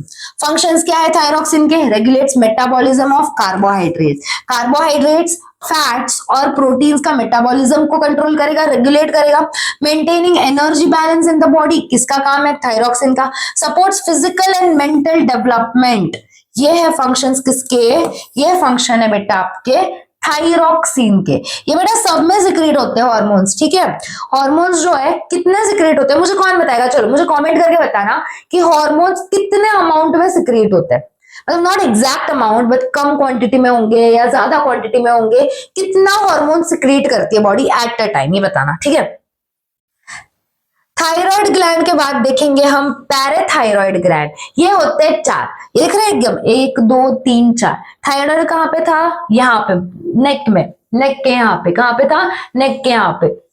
Parathyroid भी यहाँ पे पीछे की साइड, यहाँ पे 1 2 3 4, कितने होते हैं? 4। These are 4 small, these are 4 small glands जिनको हम बोलते हैं parathyroid. these glands are embedded within the thyroid gland in the neck। ये जो ग्लैंड है यहाँ पे होंगे 1 2 3 4, 1 2 3 4, ठीक है? यहाँ पे क्या होंगे? Parathyroid gland. They secrete hormone. कौन सा हार्मोन सिक्रीट करेंगे? They will secrete parath hormone. क्या सिक्रीट करेंगे? पैरेथ हार्मोन सिक्रीट करेंगे। फंक्शंस क्या होगा? Regulates calcium phosphate levels in the blood. Calcium phosphate level को रेगुलेट करेगा। Maintains the balance of minerals necessary for healthy bones and teeth. Teeth सड़ जाएंगे, है ना? बोन्स, कैल्शियम की कमी है किसकी वजह से?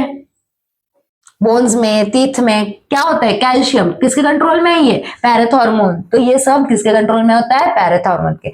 Ensures proper nerve and muscle function. Properly nerves का, मसल का फंक्शन किसके कंट्रोल में है? पैरेथ हार्मोन। कौन सिक्रेट करता है? पैराथायराइड ग्लैंड, ठीक? नेक्स्ट है बेटा थाइमस ग्लैंड। थाइमस ग्लैंड आपका जो नेक है उसके लोअर पार्ट में जो चेस्ट है ना, उसका थोड़ा अपर पार्ट, नेक का थोड़ा लोअर पार्ट, यहाँ पे प्रेजेंट होगा आपका thymus gland. Located in the lower part of the neck and upper part of the chest. Okay भाई। Secretes hormone called thymus hormone. क्या सिक्रीट करता है? थाइमस सिक्रीट करेगा। क्या काम है इसका? Plays a key role in the development and strengthening of the immune system. Immune system को स्ट्रेंथन करने में कौन सा हार्मोन काम करता है? थाइमस। कौन सा ग्लैंड सिक्रीट करता है? Thymus gland. Helps in the maturation of T cells, a type of white blood cells important for immunity, ठीक है? टी सेल्स के मैच्योरेशन में इंपॉर्टेंट है ये पॉइंट बेटा। कोई बात नहीं, स्किप कर दो, चलो कोई बात नहीं, ये पॉइंट स्किप कर दो। Thymus gland is large in young children but shrinks after puberty. ये ठीक है, ये इंपॉर्टेंट है। चिल्ड्रन में बड़ा होता है but after puberty it starts धीरे धीरे धीरे श्रिंकिंग। क्लियर? सिर्फ यहाँ स्ट्रेंथनिंग ऑफ इम्यून सिस्टम इतना याद रखो। थाइमस लार्ज होता है इन यंग चिल्ड्रन और श्रिंक करता है after puberty. As puberty hits thymus gland starts shrinking, ठीक? थाइमस के बाद पैनक्रियास। पैनक्रियास इंपॉर्टेंट है। क्यों? पैनक्रियास इंपॉर्टेंट है ऐसा क्यों बोल रही हूं मैं? क्योंकि पैनक्रियास तो मैम हमने जब हम डाइजेशन पढ़ रहे थे तभी भी देखा था, ये भी तो सिक्रीट करते थे कुछ चीजें, है ना? ये भी तो कुछ चीजें सिक्रीट करते थे, मतलब ये तो एंडोक्राइन नहीं है, बट आपने एंडोक्राइन में भी दिया है। तो बेटा पैनक्रियास इंपॉर्टेंट इसलिए है बिकॉज पैनक्रियास जो है ये है ड्यूअल ग्लैंड, मतलब कि ये अपना एक्सोक्राइन ग्लैंड भी है, ये एंडोक्राइन ग्लैंड भी है। उसको बड़ा मन है काम करने का, always in working mode. Pancreas functions as both endocrine gland as well as exocrine gland. Endocrine क्यों? एंडोक्राइन क्यों? क्योंकि एंडोक्राइन सिस्टम का पार्ट है, हार्मोन सिक्रीट करता है। एक्सोक्राइन क्यों? बिकॉज डाइजेस्टिव सिस्टम में भी सिक्रीशंस होते हैं पैनक्रियास के। इधर कमेंट करके बताना मुझे कि डाइजेस्टिव सिस्टम में पैनक्रियास क्यों इंपॉर्टेंट है, क्या सिक्रीट करते हैं, यहाँ पे बताओगे तुम लोग।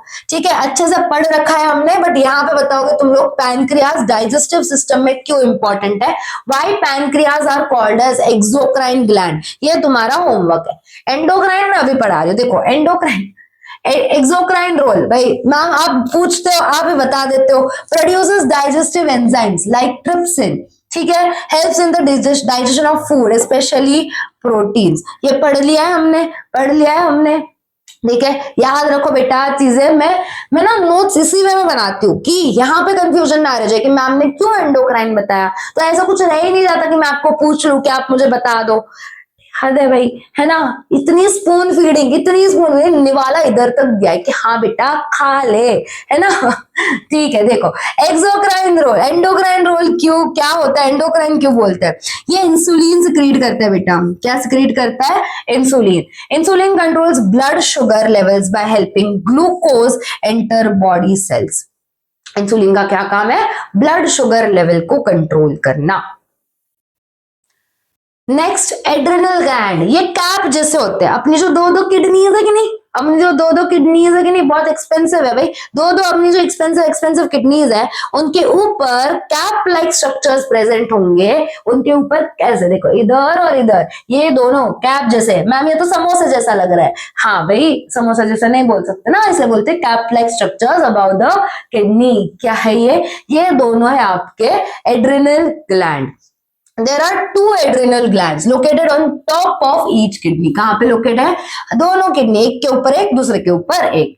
Adrenal glands secrete the hormone adrenaline, also called emergency hormone और fight or flight hormone। अगर आपके पीछे कुत्ता पड़ गया है ना, डॉग भाग भाग के आ रहा है, तो आपके पास चॉइस है। मैंने बोला था आगे हम पढ़ेंगे स्टार्टिंग ऑफ द चैप्टर। आपके पास चॉइस है, या तो उधर रुक के उसको प्यार से बहला फुसला के शांत कर लो, फाइट करो, या तो फाइट कर लो कि नहीं भाई रुक जा, तू कैसे मेरे पीछे पड़ गया, या तो उधर से पलटी मार लो, फ्लाइट। इसलिए इसको बोलते हैं। ये कौन कंट्रोल करेगा? ये डिसीजन किसके हाथ में है? कौन सिक्रेट होता है तब? एड्रेनलिन। कौन सिक्रेट होता है? एड्रेनलिन। कौन सा हार्मोन सिक्रेट होता है? एड्रेनलिन। कौन सिक्रेट करता है? Adrenal glands. कौन सिक्रेट करता है? Adrenal glands. फंक्शंस क्या है एड्रेनलिन के? रेगुलेट्स हार्ट रेट को कंट्रोल करेगा, कंट्रोल्स ब्रीदिंग रेट, ब्रीदिंग को कंट्रोल करता है, maintains blood pressure, regulates carbohydrate metabolism, provides energy quickly in emergency situations. जैसे जब कल्टी मारनी होती है तब कौन सा हार्मोन काम करेगा? डर के मारे, जब आपको डर लगता है ना, जब पेपर आने वाला होता है, ऐसे पसीना पसीना हो जाता है, अरे यार क्या हो रहा है, क्या हो रहा है, मतलब टेंशन ही आ गया मुझे। ये कौन वर्किंग में होता है? एड्रिनल। ठीक है, adrenaline helps the body to respond quickly during stress, fear और danger by preparing it for fight और फ्लाइट। बड़ा काम का हार्मोन है भाई। किसके लिए प्रिपेयर करता है? हमें फाइट और फ्लाइट के लिए प्रिपेयर करता है। कैप लाइक स्ट्रक्चर्स प्रेजेंट होता है just about the kidneys. Emergency hormone या तो फाइट और फ्लाइट हार्मोन इसे बोला जाता है। फंक्शंस याद रखना है भाई, ठीक। नेक्स्ट गोनाड्स होते हैं। मेल्स में होते हैं टेस्टिस, फीमेल्स में होती है ओवरीज। ठीक है, इन मेल ये होंगे, इन मेल ये होंगे, इन फीमेल। ओके, पहले टेस्टिस के बारे में पढ़ लेते हैं। Testis are the male reproductive glands. They produce male sex hormone called as testosterone. क्या प्रोड्यूस करते हैं भाई? ये प्रोड्यूस करते हैं टेस्टोस्टेरॉन। क्या कंट्रोल करेगा ये? Development of male sex organs like testis and penis. Responsible for male secondary sexual characteristics such as deeper voice, growth of moustache और beard, more body hair compare to female. Male में more होते, ज्यादा body hair होते हैं, उनको moustache आती है, उनको अच्छी सी बियर्ड आती है ना। Increase muscle mass and bone density, उनके शोल्डर्स ब्रॉड होते हैं। ये सब हम अच्छे से पढ़ेंगे जब रिप्रोडक्शन वाला चैप्टर पढ़ेंगे, है ना मैम, फेवरेट वाला चैप्टर है, उसमें हम बहुत अच्छी अच्छी चीजें पढ़ते हैं, हाँ है ना, तब पढ़ेंगे, तब मतलब बच्चों का most of the favourite chapter होता है, बिकॉज उनको ना ये सारी चीजें तो खैर कोई ना कोई पढ़ा देता है, बट वो वाला है वो चैप्टर जिसमें ना वैसे टैबू कुछ चीजें होती है, तो उनको क्यूरियोसिटी होती है पढ़ने की। आई अंडरस्टैंड, वो क्यूरियोसिटी होती है ऐसे चैप्टर पढ़ने की। ओके चलो, तो ये जो टेस्टीज है क्या सिक्रेट करेंगे, टेस्टोस्टेरोन। क्या कंट्रोल करते हैं, सेकेंडरी सेक्सुअल कैरेक्टर्स जैसे कि वॉइस मेल का, ब्रॉड शोल्डर्स मेल के, ग्रोथ, बियर्ड का ग्रोथ, मुस्टैच का ग्रोथ, ज्यादा body hair as compare to female, ये सारी चीजें कौन कंट्रोल करता है, टेस्टोस्टेरोन। किसके कंट्रोल में होती है, टेस्टोस्टेरोन। कौन सिक्रेट करेगा, टेस्टीज। ओवरीज किसमें होते हैं, are the female reproductive glands, they produce 2 female sex hormones, ये दो हार्मोन्स प्रोड्यूस करते हैं, एक को बोलते हैं ईस्ट्रोजन, एक को बोलते हैं प्रोजेस्टेरॉन। कौन से हार्मोन्स, आपने ईस्ट्रोजन 8th स्टैंडर्ड में पढ़ रखा है, प्रोजेस्टेरॉन नहीं पढ़ा होगा। ईस्ट्रोजन और प्रोजेस्टेरॉन सिक्रेट करेंगे, ये भी हम आगे वाले चैप्टर्स में पढ़ेंगे। Controls the development of female sex organs like ovaries and uterus, responsible for female secondary sexual characters such as feminine voice, female की स्किन सॉफ्ट होती है एज कंपेयर टू मेल्स, वो जिसके कंट्रोल में, हॉर्मोन्स के, development of memory glands, मतलब जो breast होते हैं फीमेल में उनकी डेवलपमेंट भी कंट्रोल करते हैं। It regulates uterine changes during menstrual cycle, menstruation पढ़ेंगे हम, मेंस्ट्रुअल साइकिल पढ़ेंगे, ये भी इन हॉर्मोन्स के कंट्रोल में होगा। Helps in maintenance of pregnancy, ठीक है। एक लेक्चर ऐसा नहीं होता कि मेरा स्टाइलस ना गिरे, रुको एक सेकंड, यस आ गया ओके चलो ठीक है, आ गया समझ में। मेल्स में टेस्टोस्टेरॉन, टेस्टीज सिक्रीट करेंगे, फीमेल में ovaries will secrete oestrogen and progesterone. Okay भाई, और एक इंपॉर्टेंट टॉपिक जिसका नाम है फीडबैक मैकेनिज्म। फीडबैक मैकेनिज्म क्या होता है, फीडबैक मैकेनिज्म अभी देखो, बॉडी हार्मोन सिक्रेट करेंगे, ग्लैंड्स हार्मोन सिक्रेट करेंगे, बट एक टाइम ऐसा आएगा कि वो हार्मोन्स को कंट्रोल भी करना पड़ेगा, एक्सेस में सिक्रेट नहीं होने चाहिए। तो ये जो ऑटोमेटिक रिस्पॉन्स होता है, एक ऑटोमेटेड जनरेटेड होता है कि इतनी जरूरत है, इतना हार्मोन सिक्रेट करेंगे, उसके बाद रुक जाना है, उसके बाद सिक्रेशन नहीं होना चाहिए, उसके बाद वो हार्मोन सिक्रेशन नहीं होना चाहिए, वो automatic response shown by the body, this is called as feedback mechanism. देखो, correct balance of hormones is essential for proper functioning of the body. Yes, excess में हुए तो भी प्रॉब्लम, डेफिशिएंसी हुई हार्मोन्स की तो भी problem. Feedback mechanism is an inbuilt control system in our body. Inbuilt होता है ये हम नहीं करते, ये इनबिल्ट होता है, अपने आप बॉडी खुद अपना देख लेती है। It regulates the timing and amount of hormone secreted by gland, कौन से टाइम पे कितना हार्मोन सिक्रेट करना चाहिए ग्लैंड्स को, ये होता है। एग्जाम्पल, इंपॉर्टेंट एग्जाम्पल है, ये टॉपिक इंपॉर्टेंट है, फीडबैक मैकेनिज्म इंपॉर्टेंट है। देखो कैसे, ब्लड शुगर लेवल का रेगुलेशन कैसे होगा, when blood sugar level rises, जब ब्लड शुगर लेवल बॉडी में इंक्रीज होगा, पैनक्रियास कौन डिटेक्ट करेगा, ये पैनक्रियास डिटेक्ट करेंगे, है ना। पैनक्रियास क्या कंट्रोल करते हैं, शुगर लेवल, कौन सा hormone, insulin, yes. Pancreas detects this increase, more insulin is secreted into the blood, insulin ज्यादा सिक्रेट करेंगे जब ब्लड शुगर लेवल राइज होगा। शुगर जब ज्यादा हो जाएगा तो पैनक्रियास डिटेक्ट करके इंसुलिन ज्यादा सिक्रेट करेंगे। फिर जब ब्लड शुगर लेवल जब फॉल हो जाएगा, है ना, ब्लड शुगर लेवल जब फॉल हो जाएगा तब पैनक्रियास वापस डिटेक्ट करेंगे और इंसुलिन का सिक्रीशन ऑटोमेटिकली कम हो जाएगा। ऐसा तो है कि एक बार सिक्रेट करना चालू कर दिया तो करते ही नहीं, बॉडी बर्बाद, ऐसा तो नहीं हो सकता, राइट। तो वो जो ऑटोमेटिक इनबिल्ट कंट्रोल सिस्टम होती है उसको ही बोलते हैं फीडबैक मैकेनिज्म। ऑटोमेटिक रेगुलेशन हो जाता है और इसको बोलते हैं feedback mechanism. Sugar level increase हुआ, पैनक्रियाज ने डिटेक्ट किया, इंसुलिन सिक्रेट किया, जितने अमाउंट में सिक्रेट होना चाहिए था उतना कर दिया। उसके बाद जब फॉल हो जाएगा शुगर लेवल, पैनक्रियाज डिटेक्ट कर लेंगे, इंसुलिन सिक्रेट करना बंद कर देंगे। ये जो मैकेनिज्म फॉलो होता है इसी को बोलते हैं feedback mechanism. All right, next, अभी हम में कोऑर्डिनेशन होता है तो प्लांट्स में भी तो होता होगा, है ना, प्लांट्स में भी तो होता होगा। जैसे आपने कुछ एग्जांपल्स ऑफ प्लांट्स, कुछ एग्जांपल देखे होंगे, कुछ प्लांट्स देखे होंगे, जैसे कि ये वाला छुई मुई वाला प्लांट होता है, टच मी नॉट, अगर मुझे टच करोगे तो आई विल क्लोज। ये देखो, ये खाते ही ये क्या हो गया, ये प्लांट की लीव्स कैसे हो गए, बंद हो जाते हैं, ऐसे क्लोज हो जाते हैं। तो प्लांट भी कुछ तो कर रहा है, उनमें भी कुछ तो सिक्रीशंस हो रहा है, उनमें भी कोऑर्डिनेशन हो रहा है। ये वाला जो है, यहाँ पे देखो, जैसे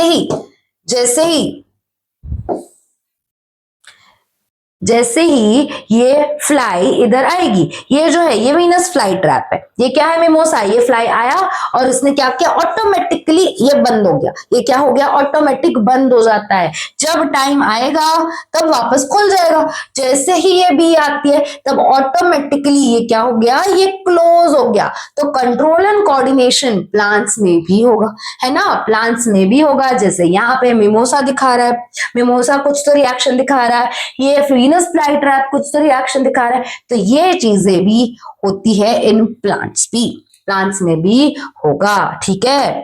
देखो, plants do not have a nervous system, उनके पास सेंस ऑर्गन्स भी नहीं होते, जैसे आंख, कान, नाक, ये सब होता है प्लांट्स के पास, नहीं होता। But they can still sense thing, फिर भी कर लेते हैं सेंस, हाँ जी बिल्कुल कर लेते हैं। The plants coordinate their behaviour against environmental changes just by using their hormones, ठीक है। उनमें क्या है, उनमें हॉर्मोन्स है, हॉर्मोन्स यूज करके प्लांट्स क्या करते हैं, कोऑर्डिनेट कर लेते हैं, उनका बिहेवियर रिस्पॉन्स देता है। अभी इस रिस्पॉन्स को, ऐसे दो रिस्पॉन्सेस होंगे प्लांट्स में, एक होगा नेस्टिक मूवमेंट, दूसरा होता है बेटा tropic movement. Very important, very important. Nastic movements क्या होते हैं, ट्रॉपिक मूवमेंट्स क्या होते हैं, क्वेश्चंस आए हैं, क्वेश्चन आ सकता है ना। देखो, नेस्टिक मूवमेंट, जो मूवमेंट ग्रोथ से रिलेटेड नहीं है, not related to growth, are called as nastic movement. जैसे leaves of touch me not plants drooping on touching, है ना, मिमोसा प्लांट अभी हमने देखा, ग्रोथ से रिलेटेड था क्या, नहीं, बट मूवमेंट हुई प्लांट में, मूवमेंट हुई, है ना, मूवमेंट तो हुई, ग्रोथ से रिलेटेड नहीं थी बट मूवमेंट हुई। ऐसे मूवमेंट को हम नेस्टिक मूवमेंट बोलते हैं। दूसरा होता है ट्रॉपिक मूवमेंट, ये होते हैं रिलेटेड टू ग्रोथ। ये जो मूवमेंट है ये होते हैं रिलेटेड टू ग्रोथ, जैसे रूट्स का ग्रो होना, शूट का ग्रो होना, प्लांट के जो रूट्स होते हैं वो भी ग्रो होते हैं, शूट भी ग्रो होगा, रूट्स डाउनवर्ड्स ग्रो होंगे, शूट अपवर्ड ग्रो होगा। ये वाला जो पार्ट है प्लांट का, है ना, ये वाला जो प्लांट का पार्ट है, रूट्स, रूट्स जो है ये क्या होंगे, डाउनवर्ड। ये जो शूट है ये कब ग्रो, कैसे ग्रो होगा, अपवर्ड, ठीक है। तो ये जो ग्रोथ से रिलेटेड मूवमेंट है, इनको क्या बोला जाता है बेटा, ये मूवमेंट को हम बोलते हैं ट्रॉपिक मूवमेंट्स।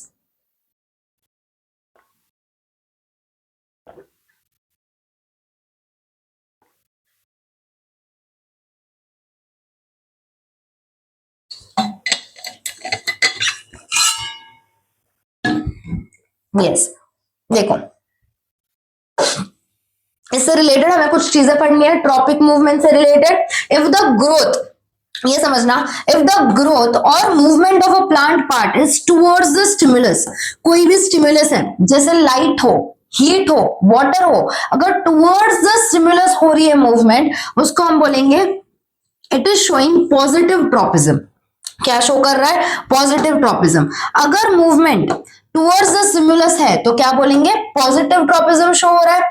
अगर movement, if the growth or movement of the plant is away from the stimulus, stimulus कहीं और है, मूवमेंट उससे ऑपोजिट डायरेक्शन में हो रही है, इसको बोलेंगे नेगेटिव ट्रॉपिज्म। आ गया समझ में, positive tropism towards the stimulus movement होना, negative tropism away from the stimulus movement होना, इसको बोलते हैं tropism. Two type of tropic movement, positive tropism, negative tropism. आइए देखते हैं अभी कुछ कुछ ट्रॉपिक मूवमेंट्स। उससे पहले नेस्टिक और ट्रॉपिक का डिफरेंस समझ लो। ट्रॉपिक बेटा ये ना कुछ चीजें आपको डायरेक्ट जैसे पेपर में आती है, मैं उसी वे में नोट्स में बताती हूँ, उसी वे में लेक्चर में भी समझाती हूँ, क्योंकि चीजें याद रखी, देखी हुई चीजें, सुनी हुई चीजें आप बोलोगे नहीं। अब मैं बोलूँ कि ट्रॉपिक मूवमेंट समझा दिया, नेस्टिक समझा दिया, अपने आप डिफरेंस बना लो, नहीं करोगे। कुछ होंगे जो कर लेंगे, कुछ होंगे जो नहीं लिख पाएंगे, बट मुझे पता है कि अगर इस वे में क्वेश्चन आया तो इस वे में क्वेश्चन बच्चे इधर से ऐसे पढ़ के गए होंगे तो ऐसे ही अच्छे से लिख के आ जाएंगे। ठीक है, देखो ट्रॉपिक मूवमेंट ये होता है unidirectional response to the stimulus. Nastic movement non directional response to the stimulus होता है। ये ट्रॉपिक ग्रोथ डिपेंडेंट होता है, नेस्टिक ग्रोथ इंडिपेंडेंट होता है, मतलब ग्रोथ से लेना देना नहीं है। ट्रॉपिक मूवमेंट मोर और लेस परमानेंट एंड इरिवर्सिबल। कैसे होंगे? Permanent and irreversible. Nastic movement temporary and reversible. Mimosa plant का लीफ क्लोज हुआ है ना, मिमोसा प्लांट का लीफ क्लोज हुआ तो वापस से ओपन भी तो हो जाता है, टेम्पररी है, रिवर्सिबल मूवमेंट है। यहाँ पे ट्रॉपिक मूवमेंट प्लांट ग्रो हुआ है ना, प्लांट क्या हुआ? ग्रो हुआ, तो ये हुआ परमानेंट इरिवर्सिबल। प्लांट की हाइट वापस शॉर्ट होगी क्या? नहीं होगी, ये होगा परमानेंट और इरिवर्सिबल। यहाँ पे found in all plants, tropic movement सारे प्लांट शो करेंगे, नेस्टिक मूवमेंट सिर्फ कुछ स्पेशलाइज प्लांट शो करेंगे। सारे प्लांट के लीफ बंद हो जाएंगे क्या? नहीं, है ना, सारे ऐसे रिस्पॉन्स करेंगे क्या? कीड़े आने पे, मच्छर आने पे, मस्किटो आने पे, फ्लाई आने पे सारे अपना मुंह बंद कर लेंगे क्या? नहीं। सबके लीव्स ऐसे हो जाते हैं क्या? नहीं। तो सब में नेस्टिक मूवमेंट शो नहीं होगा, बट सब में ट्रॉपिक मूवमेंट शो होगा। ट्रॉपिक मूवमेंट स्लो एक्शन, ये होता है इमीडिएट एक्शन, जैसे ही टच करोगे प्लांट बंद, टच करोगे प्लांट बंद, ये क्या हो गया? फास्ट एक्शन हुआ, इमीडिएट एक्शन हुआ।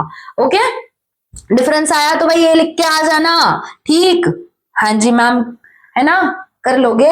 हाँ हाँ कर लोगे, इतना तो भरोसा है मुझे अपने बच्चों पे कि कर लेते, जितना बोलती हूँ ना उतना करते तो हो भाई, ये मैंने देख लिया, जितना बोलती हूँ उतना करते तो हो। देखो टाइप्स ऑफ ट्रॉपिक मूवमेंट्स या फिर ट्रॉपिज्म्स क्या होते हैं? लाइट से रिलेटेड होगा फोटोट्रॉपिज्म, ग्रेविटी से रिलेटेड होगा जियोट्रॉपिज्म, केमिकल के रिलेटेड होगा, केमिकल से रिलेटेड, केमिकल के टूवर्ड्स या फिर away from the chemical, chemotropism. Water से रिलेटेड होगा हाइड्रोट्रॉपिज्म, टच से रिलेटेड होगा थिग्मोट्रॉपिज्म। मिमोसा कौन सा शो करेगा? थिग्मोट्रॉपिज्म। यस, देखो एक एक देखेंगे अभी। The movement of plant part is responsible for the light is called as phototropism. Light इधर से आई, प्लांट इस डायरेक्शन में, लाइट ऊपर से, प्लांट स्ट्रेट ग्रो हो रहा है, लाइट इधर से, प्लांट इस डायरेक्शन में। आए समझ में? ग्रीन वाला प्लांट का डायरेक्शन दिखा रहा है, येलो वाला लाइट का। तो जिस डायरेक्शन में लाइट आएगी प्लांट उस डायरेक्शन में बेंड हो रहा है। सनफ्लावर पता है सबको? हाँ सनफ्लावर पता है, जिस डायरेक्शन में सूर्यमुखी बोलते हैं ना, तो जिस डायरेक्शन में लाइट उस डायरेक्शन में प्लांट। तो ये वाला ये फोटोट्रॉपिज्म, लाइट से रिलेटेड मतलब फोटोट्रॉपिज्म मूवमेंट होता है। क्लियर? क्लियर?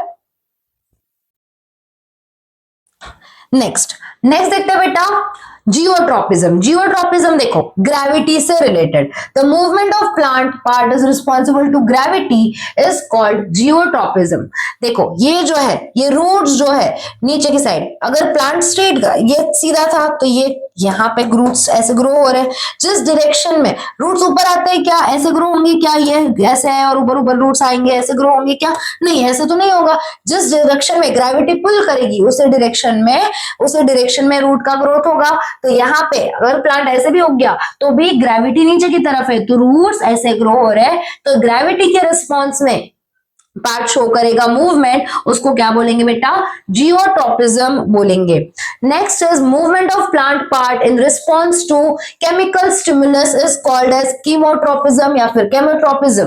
केमोट्रॉपिज्म क्या होता है बेटा? देखो पोलन ट्यूब सुना सा है, पता सा है मैम हमें पोलन ट्यूब। देखो ये जो पोलन ट्यूब होती है, पोलन ग्रेन यहाँ पे आता है, तो यहाँ पे ओवरीज में, ओव्यूल में, यहाँ पे जो ओव्यूल है ना बेटा, यहाँ पे कुछ ऐसे केमिकल्स होंगे, तो उसी डायरेक्शन में, अभी इसको आंखें थोड़ी है कि मुझे सीधा ही जाना है, मुझे ये साइड पे नहीं ग्रो होना, ये साइड पे नहीं ग्रो होना, नहीं ऐसा तो कुछ नहीं है। डायरेक्शन यहाँ पे ओवरीज में कुछ ऐसे, सॉरी ओवरी में ऐसा कुछ केमिकल सिक्रिएट होंगे, ऐसे कुछ केमिकल्स होंगे जिसको ये अट्रैक्ट होगा, तो ये पोलन पोलन ग्रेन इसी डायरेक्शन में ग्रो होती है, pollen grain sorry pollen tube इसी डायरेक्शन में ग्रो होती है। बेटा ये कुछ याद रखने की जरूरत नहीं है, ठीक है, ये कुछ भी याद रखने की जरूरत नहीं है। अभी इस चैप्टर के लिए शांति ले लो, सिर्फ इतना ही कि पोलन ग्रेन जब आता है स्टिग्मा पे तो पोलन ट्यूब उस डायरेक्शन में ग्रो होगी जहां पे यहाँ पे ओवरी प्रेजेंट है। The growth of pollen tube towards the ovule during the process of fertilisation in a flower is an example of chemotropic movement या फिर कीमोट्रोपिज्म। ठीक, ओके नेक्स्ट देखते हैं, movement of plant part in response to water is called as hydrotropism. Hydro मतलब water, जिधर पानी उधर plant का ये, जिधर पानी जिधर वाटर उधर रूट्स मूवमेंट शो कर रहे हैं। देखो नीचे तो यहाँ पे मूवमेंट शो कर रही है, यहाँ पे वाटर है तो मूवमेंट कैसे होगी, रूट की उस डायरेक्शन में। तो ये क्या हो गया, मूवमेंट जिस डायरेक्शन में वाटर है उस डायरेक्शन में मूवमेंट, मतलब hydrotropism. Next is the directional growth movement of a plant part in response to the touch of an object is called as thigmotropism। ये वाला बेटा, ये जो प्लांट जो क्रीपर्स क्लाइंबर्स होते हैं वो देखो कैसे करेंगे, देख लो जरा, देख लो ऐसे ग्रो हो रहे हैं। इसको किसने बोला कि यहाँ पे राउंड राउंड राउंड रैप होना है, नहीं, बट ये इसके सपोर्ट के साथ अपने आप ग्रो हो रहा है, टच के हिसाब से ग्रो हो रहा है। तो ये कैसी मूवमेंट है इसकी, थिग्मोट्रोपिक मूवमेंट है। मतलब ये क्या शो कर रहा है बेटा, ये थिग्मोट्रोपिज्म शो कर रहा है। ठीक है, नेक्स्ट प्लांट के हॉर्मोन्स, मेरा last topic of the chapter है ये।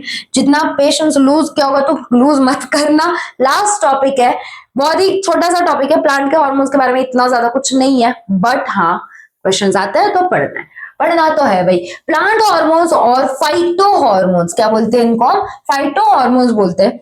There are 4 major type of plant hormones which are involved in the control and coordination of plants. Auxins, gibberellins, cytokinins और एब्सिसिक एसिड्स और इथिलीन। ये 5 हमें पढ़ना है, auxin, gibberellin, cytokinin, abscisic acid और ethylene. एक एक के बारे में अच्छे से देखेंगे, एक एक के बारे में देखेंगे। देखो फर्स्ट इज ऑक्सिन्स। ऑक्सिन्स क्या करता है, देखो सबका सिर्फ फंक्शन याद रखो। सब ऑक्सिन क्या करेंगे, इथिलीन क्या करेगा, एब्सिसिक एसिड क्या फंक्शन है, सबका सिर्फ फंक्शन याद रखो। ये करता है promotes cell elongation. Auxin molecules है, सेल इलोंगेशन मतलब सेल का इलोंगेट करवाना कौन काम करेगा, auxin molecules cause growth and cell elongation in plants. Controls phototropism, जिस डायरेक्शन में लाइट है उस डायरेक्शन में ये जा रहा है, तो ये प्रमोट्स फ्रूट ग्रोथ। ये सारे इधर कलेक्ट हो गए बेटा देखो, और ये फ्रूट ग्रोथ को भी प्रमोट करता है। ये सारे ऑक्सिन्स इधर कलेक्ट हो गए मॉलिक्यूल्स, और ये इलोंगेट भी हुआ सेल का इलोंगेशन। एक ही ये थोड़ी सेल है, ये अंदर अंदर छोटे छोटे सेल्स क्या होंगे, इलोंगेट होंगे। और ये फोटोट्रोपिज्म भी शो कर रहा है, यहाँ पे ऑक्सिन्स है मतलब प्लांट, यहाँ पे सन आ रहा है तो ये फोटोट्रोपिक मूवमेंट भी शो कर रहा है इन द डायरेक्शन ऑफ सन। क्या है ये ऑक्सिन के फंक्शंस, इलोंगेशन प्रमोट करना, controls phototropism and promotes fruit का ग्रोथ। यस, नेक्स्ट बात करेंगे जिब्रेलिन्स की। ये भी सेल एनलार्जमेंट में प्रमोट करेगा, promotes cell enlargement. Gibberellins help in breaking the dormancy in seeds and buds. Dormancy मतलब बेटा कुछ seeds ऐसे होते हैं जो अपने dormant state में होते हैं।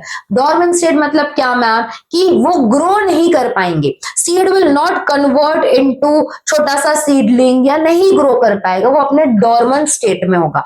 But Gibberellins क्या करेंगे, उसकी dormancy को break करने में help करेंगे ताकि ये क्या हो जाए, further grow कर पाए। वो जो seed है वो भले ही सीड, कुछ सीड ना जब हम सो करते हैं फिर भी उस टाइम पे भी वो ग्रो नहीं कर पाएंगे, वो ग्रो नहीं हो पाएंगे क्योंकि वो उनके डॉर्मेंट स्टेट में होते हैं। वो बर्ड्स, वो सीड से वो छोटा सा प्लांट सीडलिंग नहीं बन पाएगा। तो वो जो टाइम है, भले ही सीड दे रहे हो, आप उनको पानी दे रहे हो, आपने उसको सॉइल के अंदर डाला, उसको कंडीशन दिए, बट वो डॉर्मेंट स्टेट में नहीं ग्रो करेगा।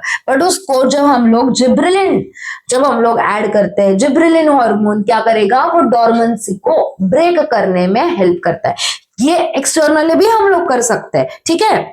हम लोग एक्सटर्नली भी ये हार्मोन्स प्रोवाइड कर सकते हैं प्लांट्स को, बट ये इनके अंदर सिक्रीट हो रहा है। ओके, ये अंदर ही सिक्रीट हो रहा है। तो अगर सीड की डोरमेंसी, सीजन्स कुछ ऐसे होते हैं जब सीड को डोरमेंट रहना है, कुछ फेवरेबल सीजन होंगे जब डोरमेंसी ब्रेक करनी होगी, तो कौन हेल्प करता है? जिब्रेलिन्स हेल्प करता है। They also promote growth in fruits, fruits में भी हेल्प करेंगे ग्रोथ का, और डोरमेंसी प्रमोट करके ये ग्रोथ, प्लांट की ग्रोथ में भी हेल्प करते हैं जिब्रेलिन्स। हॉर्मोन्स पढ़ रहे हैं हम, पता है ना? हाँ जी, प्लांट के बारे में, प्लांट का क्या पार्ट, हॉर्मोन्स के बारे में बात हो रही है। नेक्स्ट इज बेटा साइटोकाइनिन्स। साइटोकाइनिन्स क्या करेंगे? सेल डिवीजन प्रमोट करेंगे। जैसे अपने में सेल डिवाइड होता है ना, हमारे में भी सेल डिवाइड होता है। 9th स्टैंडर्ड में पढ़ा है माइटोसिस, मियोसिस, सेल डिवीजन होता है। प्लांट्स में भी सेल डिवीजन होता है, तो वो प्रमोट करने का काम किसका? साइटोकाइनिन्स का। Help in breaking the dormancy of seeds and buds, ये डोरमेंसी ब्रेक करने में हेल्प करते हैं ऑफ सीड्स एंड बर्ड्स। ठीक है, बर्ड्स, फ्लावर वाले birds. Delay the ageing in leaves, leaves की एजिंग स्लो करने में हेल्प करते हैं साइटोकाइनेस। ये कुछ याद नहीं रखना, मैंने सिर्फ सेल डिवीजन दिखाया है। ये क्या हो रहा है यहाँ पे? सेल डिवीजन हो रहा है। ठीक है, ये ऐसे कुछ ऐसे पीएमटी, फर्स्ट गैप, ये सब 12th में पढ़ोगे, ये कुछ याद नहीं रखना। ठीक है, promote the opening of stomata. हमने देखा था स्टोमेटा ओपन होता है, स्टोमेटा क्लोज होता है। स्टोमेटल मूवमेंट देखिए ना, ओपन स्टोमेटा, क्लोज स्टोमेटा सिखाया था मैंने। यस, तो ये ओपनिंग ऑफ स्टोमेटा को प्रमोट करेगा। प्रमोट्स फ्रूट ग्रोथ, फ्रूट के ग्रोथ को प्रमोट करेगा। फ्रूट वाला पॉइंट याद रखो बेटा, कुछ नहीं आया तो फ्रूट वाला पॉइंट लिख के आ जाना। ठीक है, मैम टीचर होके ये सब सिखाते हो, सिखाना पड़ता है ना। पेपर, मुझे मेन ये है कि पेपर अच्छा देख के आओ, चाहे तुम कैसे भी देख के आओ, तो ये सब चीजें सिखानी पड़ती है कि मैम आप सिखा रहे हो कि ये एक रट लो, कुछ नहीं आया तो ये तो छाप के आ ही जाना।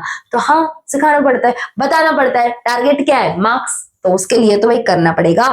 ठीक, next is abscisic acid. Next is abscisic acid. Abscisic acid functions mainly as growth inhibitor. ये उल्टा, ग्रोथ होने से रोकेगा, ग्रोथ प्रमोट नहीं करेगा, ग्रोथ को क्या करेगा? इनहिबिट करेगा। Promotes the dormancy in seeds and buds. This is opposite of breaking the dormancy. Ethylene क्या कर रहा था? डोरमेंसी को ब्रेक कर रहा था। इसके पहले हमने हार्मोन देखा, साइटोकाइनिन्स क्या कर रहा था? डोरमेंसी को ब्रेक। जिब्रेलिन्स क्या कर रहे थे? इथिलीन, सॉरी इथिलीन तो पढ़ा ही नहीं मैम। जिब्रेलिन्स क्या कर रहा था? डोरमेंसी को ब्रेक। बट ये क्या करेगा? डोरमेंट रहने देगा, सेल को क्या करने देगा? ये जो बर्ड्स होंगे, सीड्स होंगे, उनको उनके डोरमेंट स्टेट में रहने में हेल्प करेगा abscisic acids. Promotes the closing of stomata. बेटा कुछ नहीं है, ये कुछ याद नहीं है, सिर्फ ओपन क्लोज स्टोमेटा। ये ओपनिंग ऑफ स्टोमेटा में कौन हेल्प कर रहा था? ओपनिंग ऑफ स्टोमेटा में कौन हेल्प कर रहा था? साइटोकाइनिन्स। क्लोजिंग ऑफ स्टोमेटा को कौन प्रमोट कर रहा था?